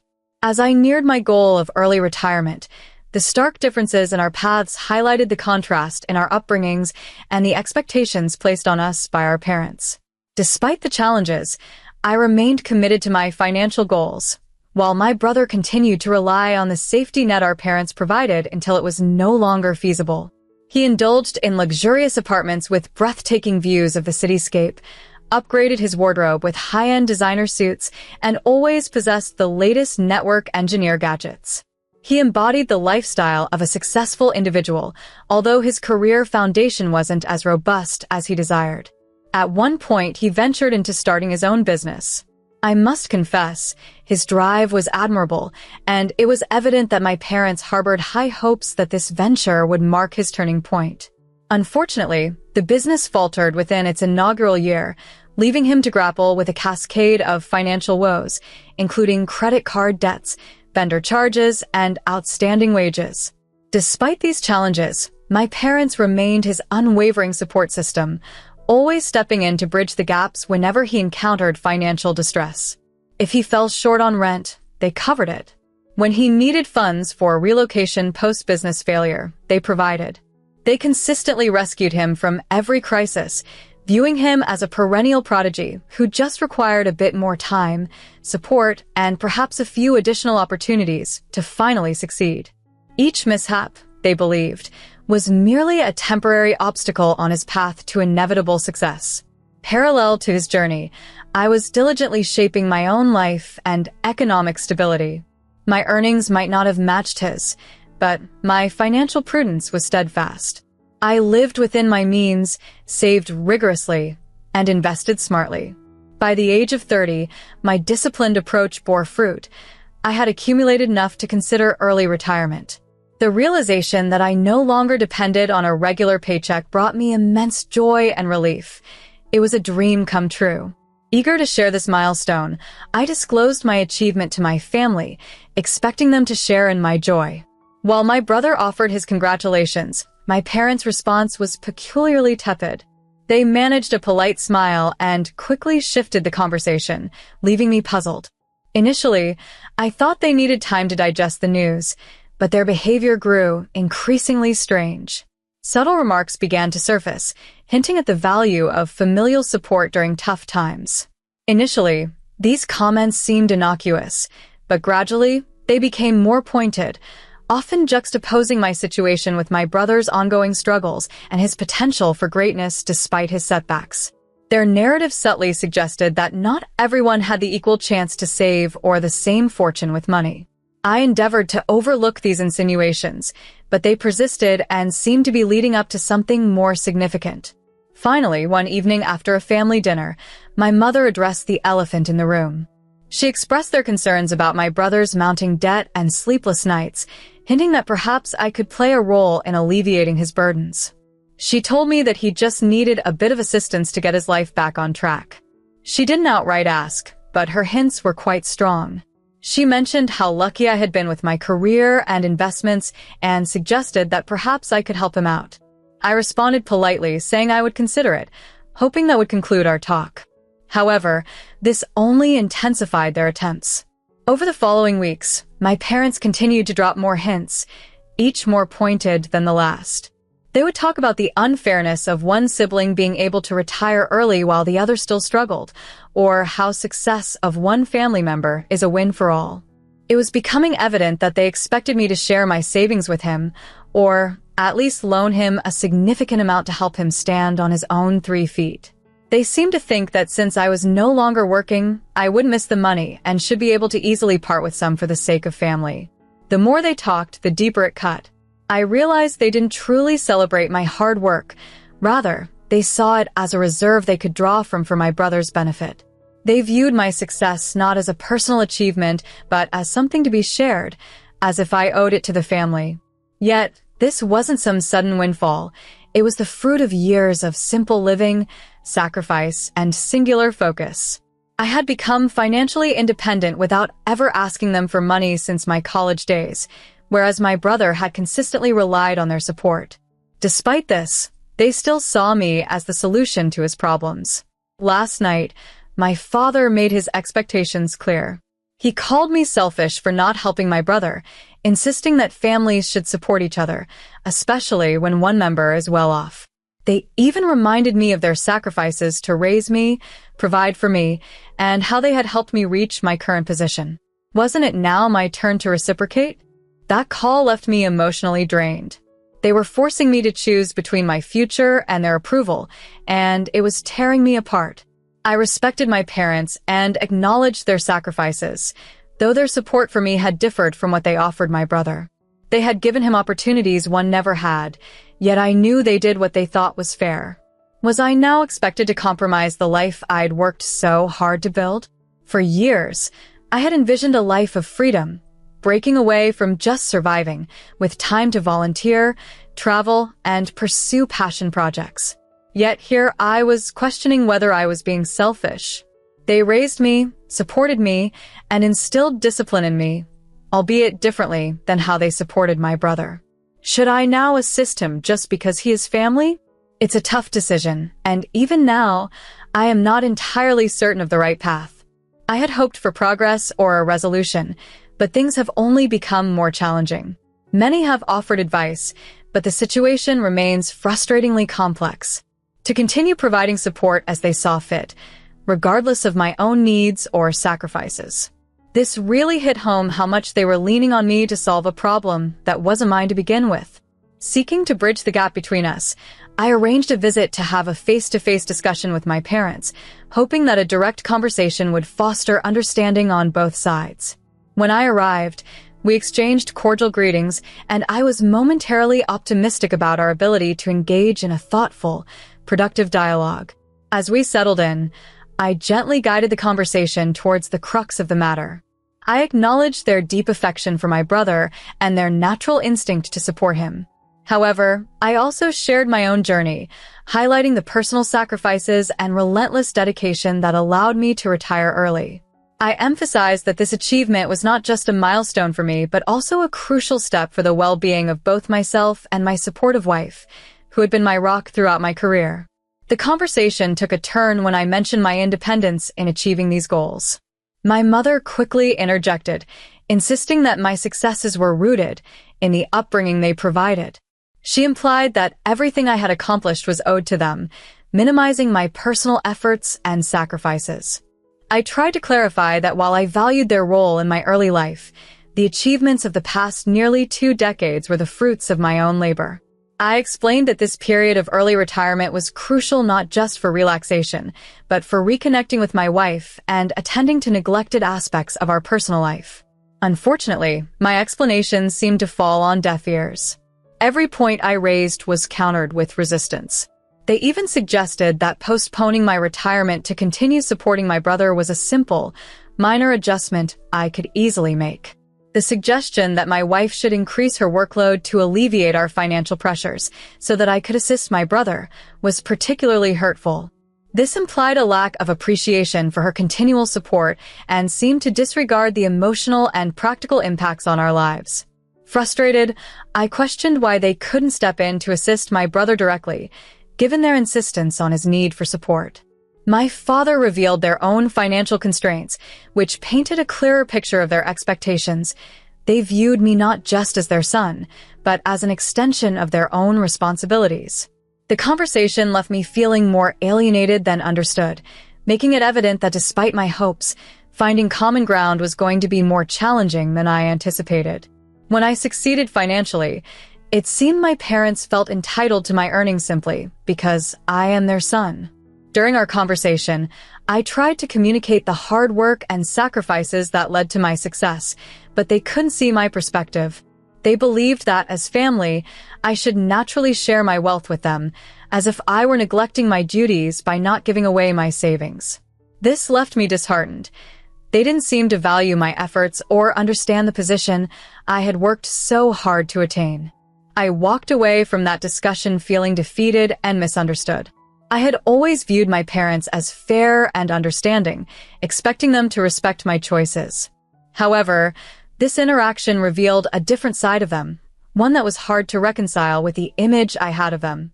They appeared to view my accomplishments as their own, something they were entitled to benefit from, not something I earned on my own. I decided to take a step back to reflect and regain my emotional energy, recognizing that they might not be as blameless as I once believed. Unfortunately, the situation worsened. After our talk, I hoped we could move past our differences, but instead, they began sharing their version of events with our family. It escalated when a cousin visited under the guise of a casual checkup, but quickly shifted the conversation to my brother's struggles, hinting that I should help. It became clear he was echoing my parents' narrative, that they had sacrificed everything for me, and now felt left with nothing when I refused to help my brother. Shocked, I realized my parents had not only shared their grievances, but had also portrayed themselves as victims, skewing the truth to gain sympathy from our relatives. This entire ordeal has been more emotionally draining than anticipated, and it's evident I need some space to process everything. It's a tough realization that perhaps my parents aren't the supportive figures I once thought they were. Growing up, I was always seen as the fortunate son who reaped the benefits of a supportive family, yet the moment they needed me, I felt accused of turning my back on them. This harsh judgment came to light when my cousin confronted me, voicing his disappointment and echoing my parents' sentiments. Despite my rising frustration, I maintained my composure, well aware that defending myself would be futile against someone who had already branded me the villain. My cousin emphasized the family's core belief in unity, insisting that it was my duty to assist since I had the means. His refusal to consider my perspective was evident. He was merely parroting my parents' words. I attempted to change the subject, but he persisted, making it clear that he and several other relatives saw my actions as selfish, particularly towards my brother. The situation was further complicated by my brother, who portrayed himself as a lifelong caretaker now abandoned in his time of need. He painted a picture of himself as the loyal, selfless sibling, wronged by a brother consumed by greed. This narrative was spreading, fueled by my brother's complaints to anyone who would listen. The impact of his words was magnified by a barrage of guilt-laden messages from distant relatives, all preaching the importance of family solidarity and suggesting I sacrifice years of my life to support my brother's immediate needs. I chose not to respond, yet the messages continued, each one a stark reminder of the twisted narrative now defining my relationship with my family. The sense of betrayal ran deep. It wasn't just the misrepresentation of the facts by my parents and brother, it was their ability to turn the entire family against me, pressuring me to relinquish my hard-earned savings. My family seemed blind to the sacrifices I had made over the years, the time, energy, and personal life I had put on hold. All they could see was their perceived entitlement to my resources. What stung the most was my brother's role in this ordeal. Despite knowing the truth, that he had never financially supported me and that my achievements were earned through my own efforts, he chose to victimize himself to garner sympathy and support from our relatives. Throughout this ordeal, my wife has been a pillar of strength. Her support is unwavering, yet I can see the strain it's causing her. She tries to remain resilient, even when my parents unfairly expect her to contribute to my brother's support, which pains her deeply.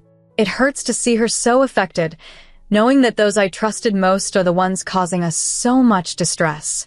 I feel trapped in a nightmare, continually portrayed as the villain no matter how I try to rectify the situation.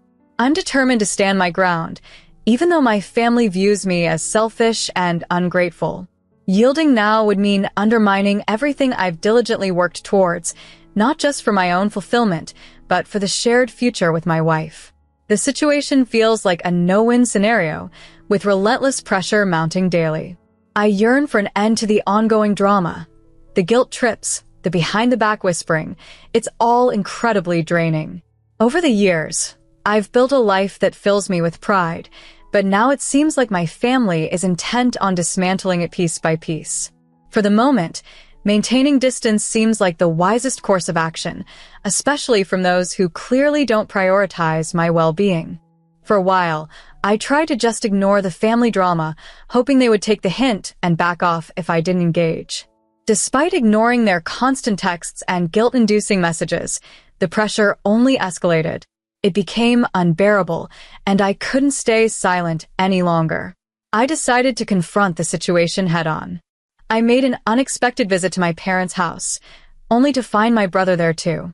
Their smug expressions as I walked in were infuriating.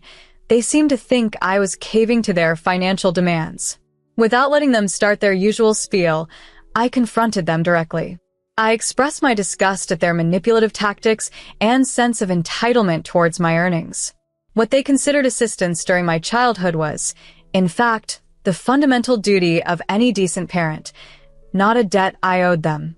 I pointed out that expecting repayment for raising me was not only insulting but also showed a profound misunderstanding of parental responsibilities. Turning to my brother, who appeared uneasy, I questioned his role in my upbringing.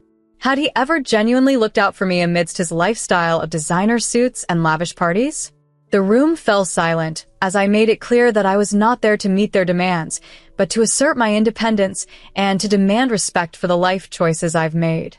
Back when I was in my 20s, full of ambition and ideas, I approached my brother with a business proposal, seeking just a bit of support or advice.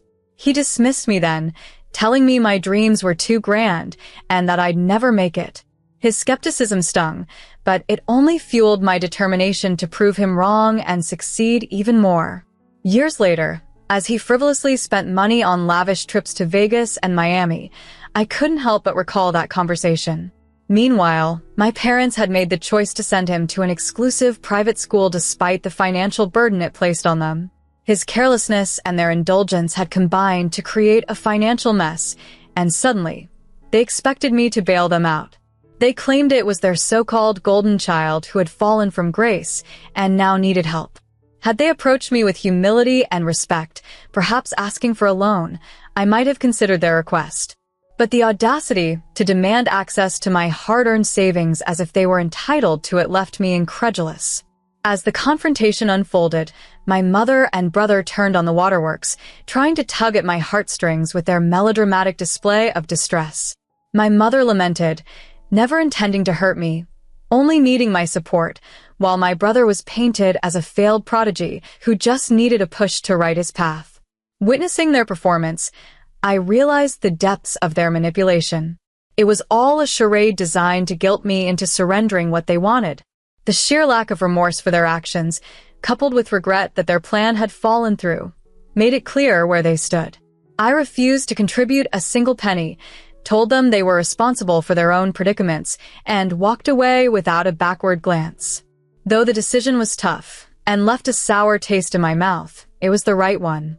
Since then, I've severed ties with my family, blocking any relatives who sided with them or tried to manipulate me.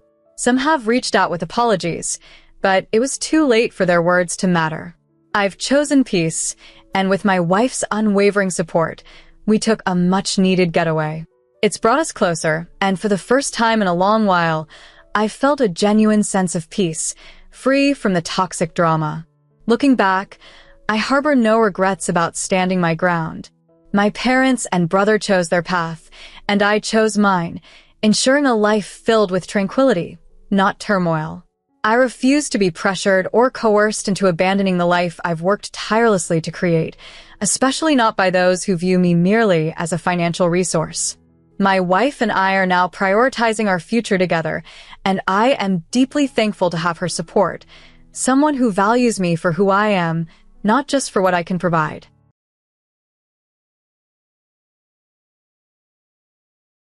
I was eager to make my relationship with John official as quickly as possible.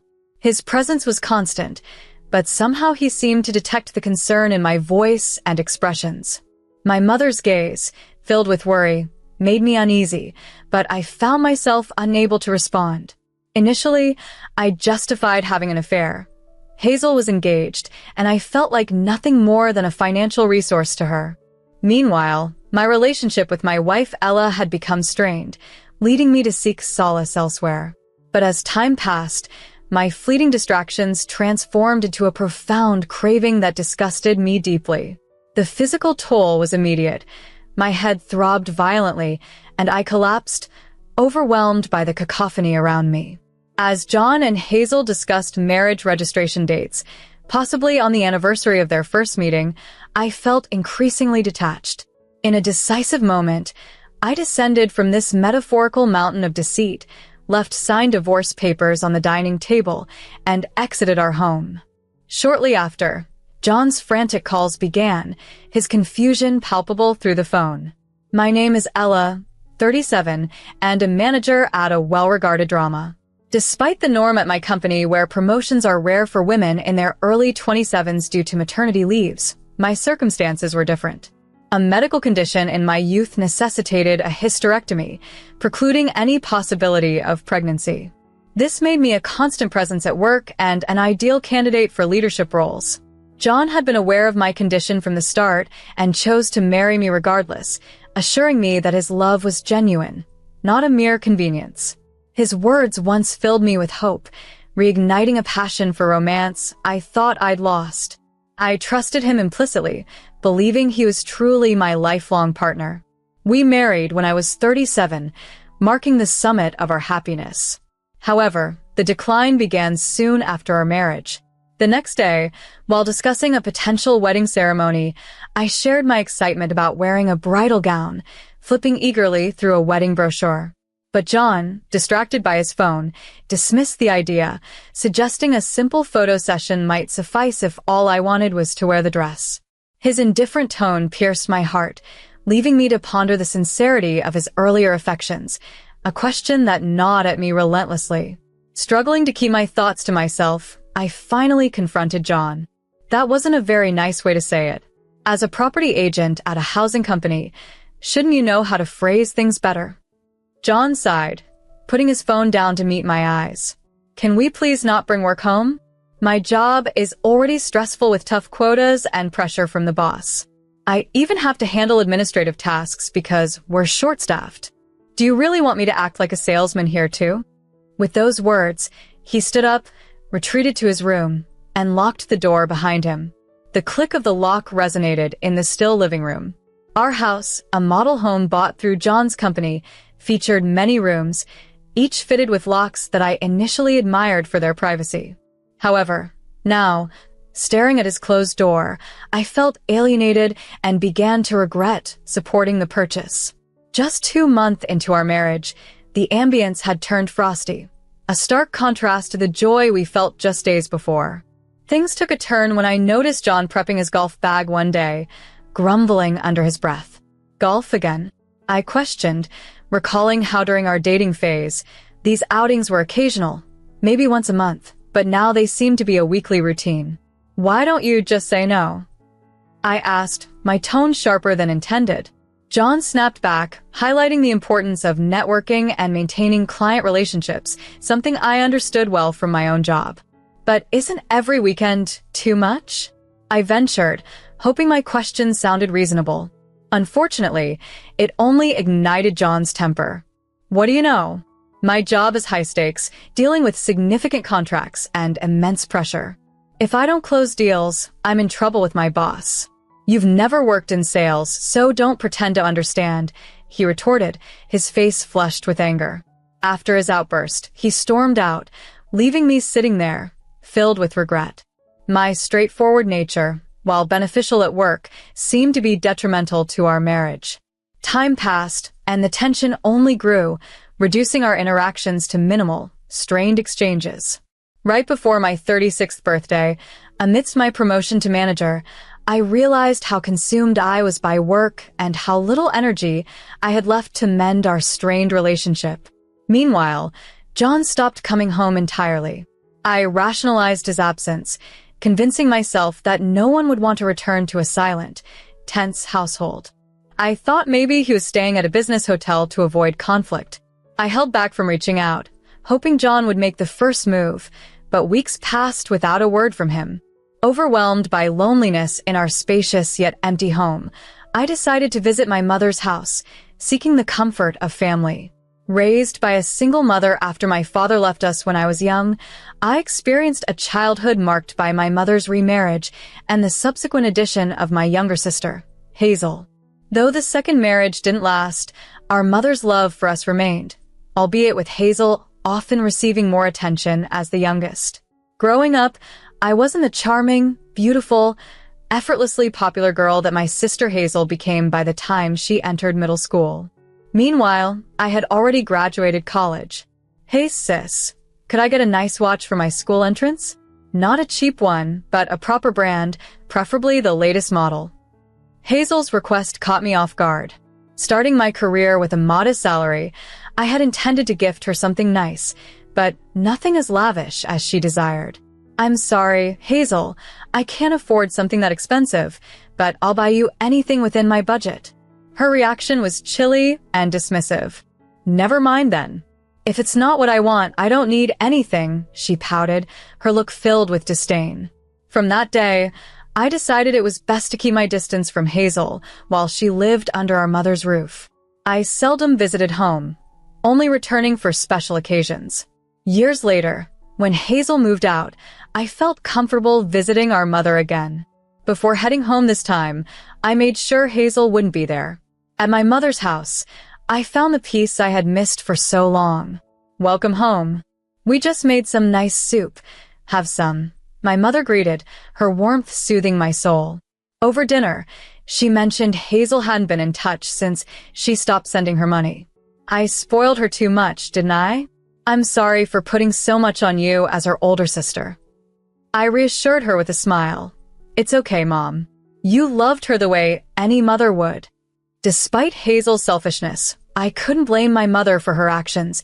She did her best in tough circumstances, and she was the only parent I had truly known. Meanwhile, Hazel kept in touch with her biological father. As we chatted, a travel program about mountain climbing aired on TV. Inspired by Mom's nostalgic tone about our past hikes, I suggested, "How about we climb a mountain together? We both have experience with snow trekking, and watching the sunrise from the summit would be amazing." Her eyes sparkled with excitement. "Let's do it." We planned the trip and drove back to my place to pick up the necessary gear. Returning home, I found the house eerily quiet, strange, considering my partner John had mentioned he'd be free over the holidays. I called him. "What is it?" he answered, his voice tired and annoyed, background noise hinting he was elsewhere. "Are you out somewhere?" After a pause, he replied, "Yeah, I stopped by my family's place for New Year's. I was going to come back, but a sudden work trip came up." "A work trip? It's December 27th. Didn't both of our companies close for the year?" His explanation was dubious, but I chose not to press further. "All right," I responded, letting the matter drop for the moment. I had just returned home briefly to pick up a few essentials, planning to stay at my mom's for the coming days. After hanging up the phone, I quickly packed my things and made my way to her place. Early the next morning, we set out on an adventure, eager to greet the first sunrise of the new year from a mountaintop. By New Year's Eve, we had made it to a cozy lodge near the peak. Despite the biting cold, the thrill of our journey kept our spirits high. As dawn neared, we found the perfect spot to watch the daybreak. The moment the sun rose, the horizon burst into a spectacular display of golden light cascading across the mountains. It was a sight to behold. My mother and I, overwhelmed by the stunning beauty, stood in silent awe. "I'm so glad we did this together," she said, squeezing my hand with a warm, reassuring smile. She then turned to me, her expression softening. "Ella, I've noticed you've been under a lot of stress lately. Remember, I'm here for you. I can tell when you're troubled, and I believe in you. You'll find your way through this." Her simple, heartfelt words brought tears to my eyes. Amid the pressures of work and my challenging marriage, I hadn't realized how much I needed to hear that reassurance. That sunrise, coupled with my mother's encouragement, brought clarity and resolve. I decided it was time to reclaim control of my life. Once we descended the mountain, we went back to our home to rest. That evening, filled with a newfound peace, I walked into my house. But as I entered, my heart skipped a beat. There, unmistakably, were John and Hazel. They hadn't seen me yet. John looked at Hazel with an adoration I had never witnessed before. "I'm so happy to share this beautiful view with you, Hazel. Ella's too uptight and unlovable, but she's perfect as an ATM," he confessed. I thought a casual affair would suffice, but now I want more. His voice softened, filled with a dreamy hope. "I want to divorce her and be with you officially." My heart shattered, the pain of betrayal magnified by the fact that Hazel was my sister. Overcome with a mix of disgust and betrayal, I collapsed. My mother rushed to my side, her arms enveloping me as whispers of concern filled the room. "Mom, I've made my decision," I managed, my voice steady despite the turmoil. She looked at me, her eyes filled with worry yet resolute. As John and Hazel continued, lost in their own world, they discussed marriage plans openly. "So, when should we register our marriage? How about on the anniversary of the day we met?" "Perfect. I can't wait to make it official," John replied, his words echoing painfully in my ears. In that moment, surrounded by the aftermath of revelation and the comforting presence of my mother, I knew a new chapter of my life was about to begin, one where I would rebuild and find strength within myself. After our unsettling conversation, the determination in me only grew stronger. My mother and I made our way back from the mountain in silence. Upon returning home, I didn't waste a moment. I immediately went online, downloaded, and printed the divorce papers. I filled out my part with a steady hand, each stroke of the pen solidifying my decision. My mother watched from a distance, worry etching her face. "Are you sure you don't want to discuss this first?" she asked gently, referring to the terse phone call I had made to John during our drive. I had been blunt on the call, my voice sharp with barely contained anger. "Where are you?" I demanded. His reply was just as curt. "I'm on a work trip." "Why does it matter to you?" "It's none of your business." He hung up before I had the chance to say another word. Back at the house, I sealed the filled-out divorce papers in an envelope and left it on the dining table. The house felt oppressive, as if suffocating under the weight of extinguished dreams and darkened hopes. Not just the absence of light, but the void of the life we once shared overwhelmed me. Standing there, enveloped in the heavy silence, I murmured to myself, "This is the end." I took a final look around, packed the essentials, and returned to my mother's house. Early Monday morning, my phone erupted with John's panicked voice. "What the hell is this? Why is there a divorce paper on the table? Where are you? Explain yourself." His desperation was palpable, but I kept my voice calm. "Why so flustered, John? Isn't this what you wanted? To me, I've been nothing more than a financial resource for you. Well, now you're free. Go find someone else to fund your lifestyle," I said, deliberately omitting any mention of Hazel, feigning ignorance of his affair. As expected, he took the bait. "What? I'm not having an affair." His denial came too quickly, confirming my suspicions. "Oh, I never mentioned an affair," I replied, watching him stumble into the trap. There was a pause, then a nervous stammer. "Wait, what?" He realized too late that he had just incriminated himself.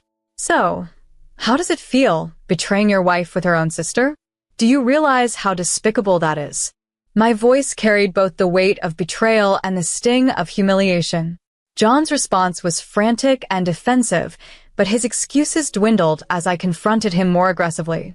"Stop lying, John. I know everything. The affair, your lies, even your plans with Hazel. Did you really think you could sweep this under the rug?" His voice grew louder, his frustration morphing into anger. "So, what if I did? You're so absorbed in your work. Hazel is caring and actually makes me happy." I let his words linger, filling the growing divide between us with my silence, which seemed to agitate him further. "You know what? I should have left you sooner. I stayed because you're wealthy and can have kids. You were just a convenient ATM. But Hazel and I, we're in love," he declared, his tone now laced with defiance. I felt my anger rising, but maintained my composure. "You're right, John. To you, I was just a source of money. Well, I'm done. I've already started the process, and soon, you'll be free to live your life without me," I said, finality in my voice, ready to close this painful chapter of my life. After discovering their betrayal, I took control of the situation by hiring a lawyer who, interestingly enough, turned out to be Hazel's stepfather. When I broke the news to John, his initial bravado vanished. His disbelief was palpable as he realized that the lawyer, whom he expected to be on his side, was actually supporting me. His shocked reaction only confirmed his guilt. John tried to reach out to Hazel for help, but it was too late. I had already captured his entire confession during our call. With solid evidence and a skilled lawyer, I felt empowered and ready to confront what was next. A few days later, we summoned John and Hazel to a meeting to discuss the repercussions of their actions. John entered the room looking utterly defeated, while Hazel attempted to maintain a facade of defiance. The meeting began with the lawyer presenting the evidence of John's infidelity. He didn't deny it, which simplified the proceedings. The consequences were severe. John was required to pay alimony, and Hazel, having been an active participant in the affair, was also held financially accountable. Despite her protests and tears, it was clear that their careless decisions had caught up with them. They both agreed to pay compensatory damages, and failure to comply would lead to legal actions, including asset seizure. As the dust settled after the divorce, I started to feel a sense of renewal. Freed from the toxicity of my marriage, I found solace in my work and personal growth. Hazel, now grappling with debt, was forced to work multiple jobs, including at a nightclub, which took a toll on her once vibrant appearance. John, overwhelmed by financial obligations, saw his work reputation suffer and eventually moved to a less prominent branch to escape the embarrassment. In contrast, my life flourished. I grew closer to my mother and stepfather, enjoying regular family gatherings. Reflecting on the ordeal, I recognized the immense support from the people who genuinely cared about me. Embracing my newfound independence, I looked forward to a future filled with personal fulfillment and happiness, free from regrets.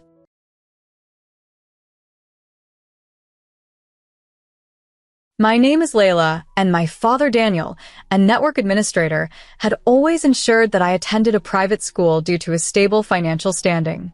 However, recently he and my stepmother, Sophia, informed me that they could no longer afford the high tuition fees and suggested I transfer to a public school. This was distressing as all my close friends were at my current school. Despite my attempts to discuss other options, they remained firm, leaving me with the ultimatum to either switch schools or somehow manage the tuition on my own, an impossible task for a 17-year-old. Amidst my panic and with no one else to turn to, I felt utterly trapped. My father had explicitly warned me against asking other family members for financial help, stating it would humiliate him and he'd never speak to me again.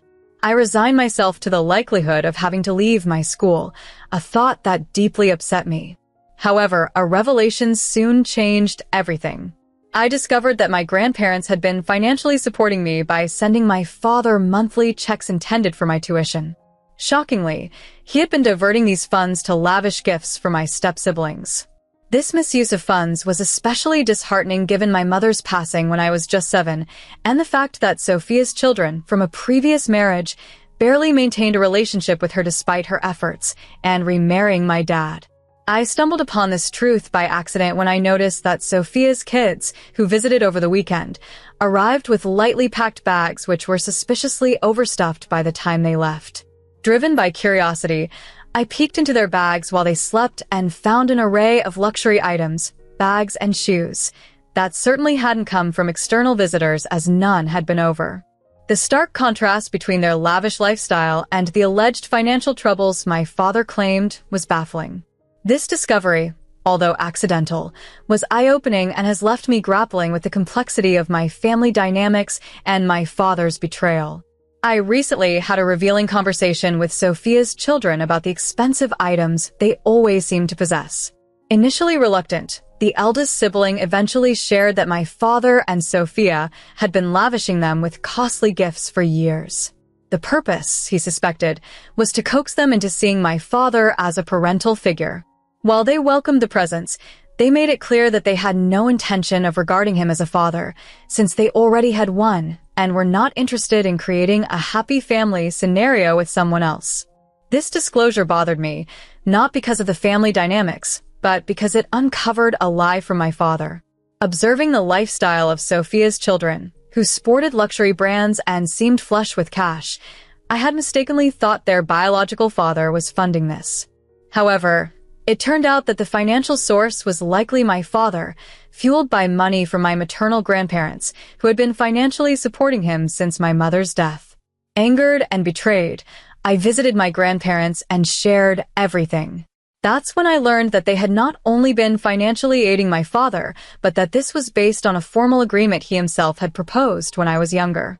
The agreement was for them to support me through college, which they did, but my father hadn't upheld his responsibilities. In response to the breach, my grandparents sent a legal notice to my father and Sophia for misappropriating funds. This led to a significant argument.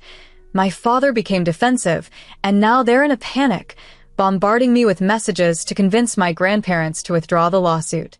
Despite their pleas and my father's plans to start a business, I'm hesitant to intervene. The situation seems overwhelmingly unfair, and I've chosen to stay with my grandparents indefinitely amidst this turmoil. In light of all this, I've turned to this platform for support and guidance during an emotionally tough time, and I appreciate all the kind words and advice from everyone here.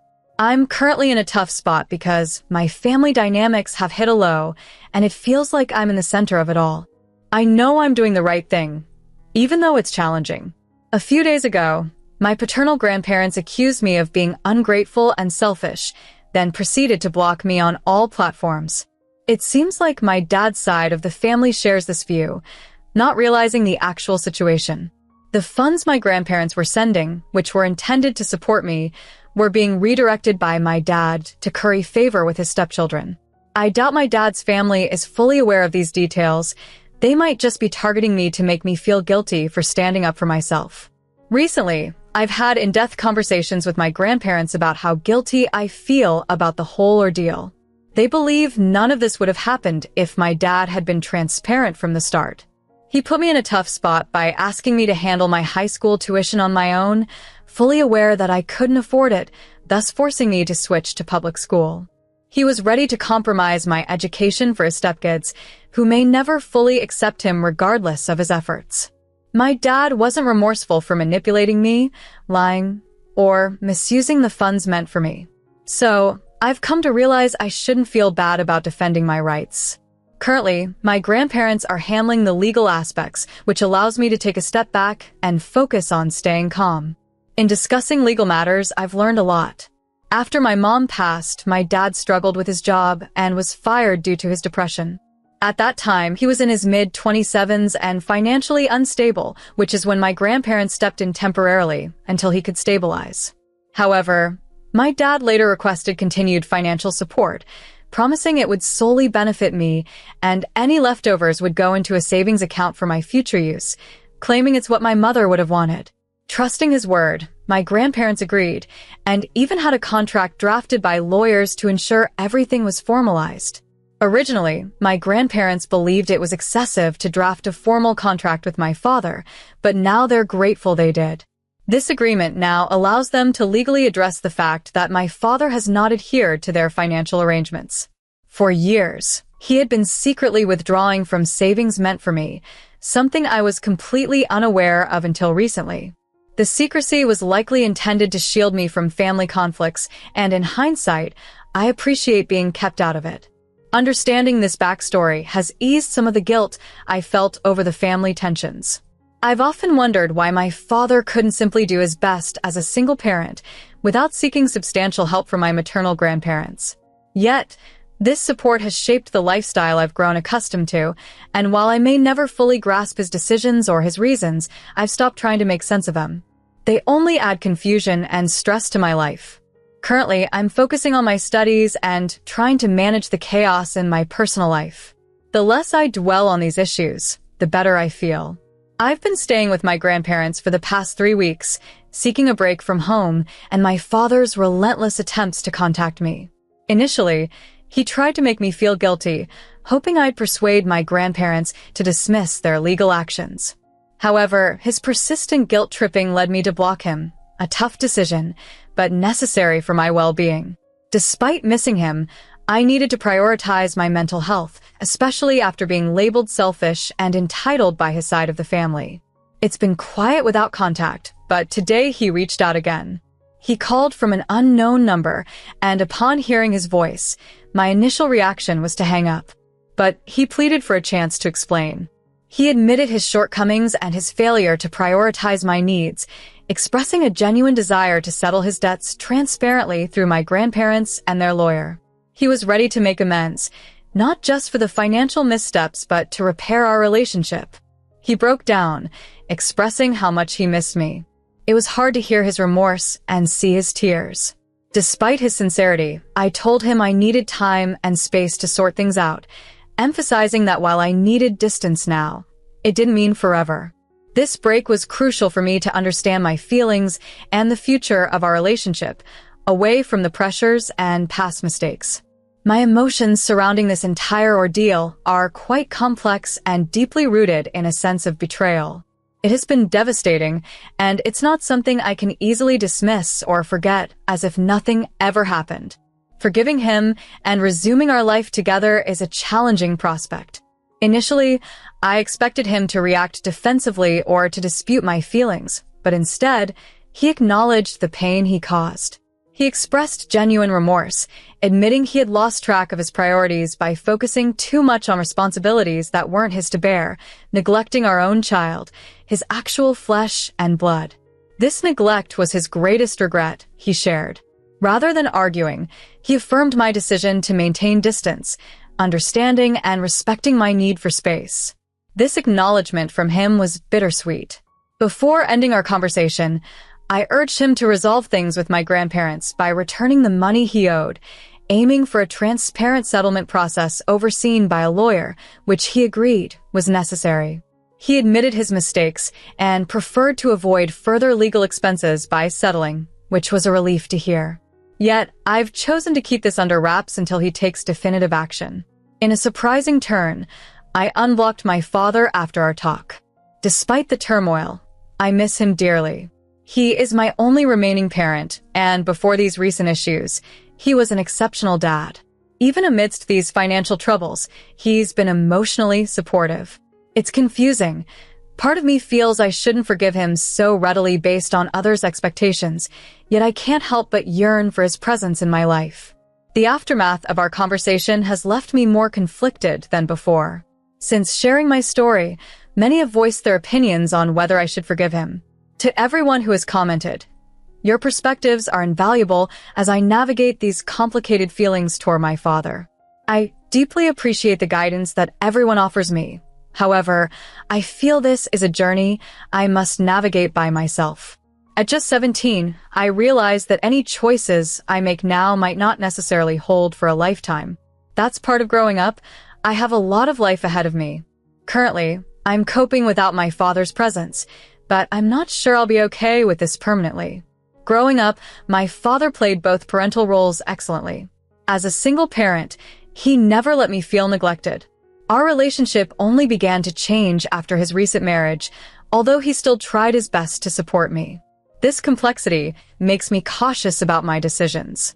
If he had never been a good father, I wouldn't have struggled so much with my feelings. Despite his significant mistakes, I know he regrets them, especially since, shortly after our last conversation, he withdrew from a legal dispute he was involved in with my grandparents, choosing to settle and be transparent instead. This showed me he was sincere about making amends. They assured me of their support regardless of my decision, although they admit they can no longer trust or respect him as before. This doesn't mean they'd oppose my choice if I decide to let him back into my life. I haven't decided yet if I'll forgive him, but it comforts me to know my grandparents will respect my choice. I recognize that things will never be the same between my father and me due to recent revelations. The rift with his side of the family has deepened, and I doubt I'll reconcile with my paternal grandparents soon. My relationship with my dad remains complex, but it's a different, more personal matter. All these thoughts weigh on me, but they are mine to untangle as I grow and learn from each experience. I'm currently facing an incredibly challenging and confusing situation with my dad, and I honestly don't know how to handle it. It's a scenario I've never encountered before, particularly with a family member. The complexity and oddity of it all leave me uncertain about whether forgiving him would even be the right decision. The emotional turmoil makes me feel lost, unsure of how to proceed with my feelings or what steps to take next. If I choose to forgive him, I'm certain that therapy will be essential to navigate and mend our relationship. Despite his requests for me to return, I can't see that happening anytime soon. Thankfully, I have the support of my wealthy grandparents who have been able to advocate on my behalf. Without them, I can't imagine the difficulties I would be facing. Knowing that my dad would have put me through such hardships changes my perspective entirely and complicates my feelings towards him. At this moment, he seems to be trying to make amends, but my thoughts are swirling, alternating between defending and blaming him. It's been a confusing few days, and I'm just trying to express my feelings as clearly as I can. However, I think it's time for me to take a break from discussing this. I won't be updating for a few weeks as I need some time to make a clear decision about my future interactions with him. Despite my father's efforts and my initial inclination to forgive, deep-seated doubts remain. After much thought, I've realized that maintaining the status quo or pretending everything is all right would be dishonest to myself. The reality is that things will never be the same because of his actions, and I can't ignore that. For now, the best path for me is to stay with my grandparents, who have warmly welcomed me to remain with them indefinitely. They are happy to have me, and it's a relief to know I have their support. While I know my dad would like to have me back, it's not what I need at the moment. Today, I reached out to him to share my decision, explaining that after everything that has happened, staying with my grandparents is the right choice for me. Rebuilding my relationship with my father and his partner, Sophia, would undoubtedly be challenging. If we were to share a home again, I imagine feeling uncomfortable, particularly because Sophia played a significant role in recent tensions and never reached out to apologize. Despite my father suggesting that Sophia felt remorse and considered contacting me, her silence spoke louder, leaving me upset. Historically, Sophia and I maintained a cordial relationship. I respected her as a member of the family, but never as a mother figure. So, an apology, at the very least, seemed a reasonable expectation after everything that transpired. At this point, I've decided not to return to living with my father. With college on the horizon, my departure is imminent anyway. My father seemed disappointed, but respected my decision. He asked that we at least keep in touch and meet occasionally, admitting his mistakes and expressing a desire to amend our strained relationship. After some thought, I agreed to maintain contact, but insisted on integrating therapy into our interactions, believing professional guidance is crucial for healing. We've agreed to meet weekly with a therapist and communicate at least twice a week over the phone, aiming to mend our relationship. My grandparents support this plan, and I'm hopeful that, with time and effort, we might find a way forward. For now, my focus is on preserving my mental health and navigating this complex chapter of my life with as much grace and understanding as possible.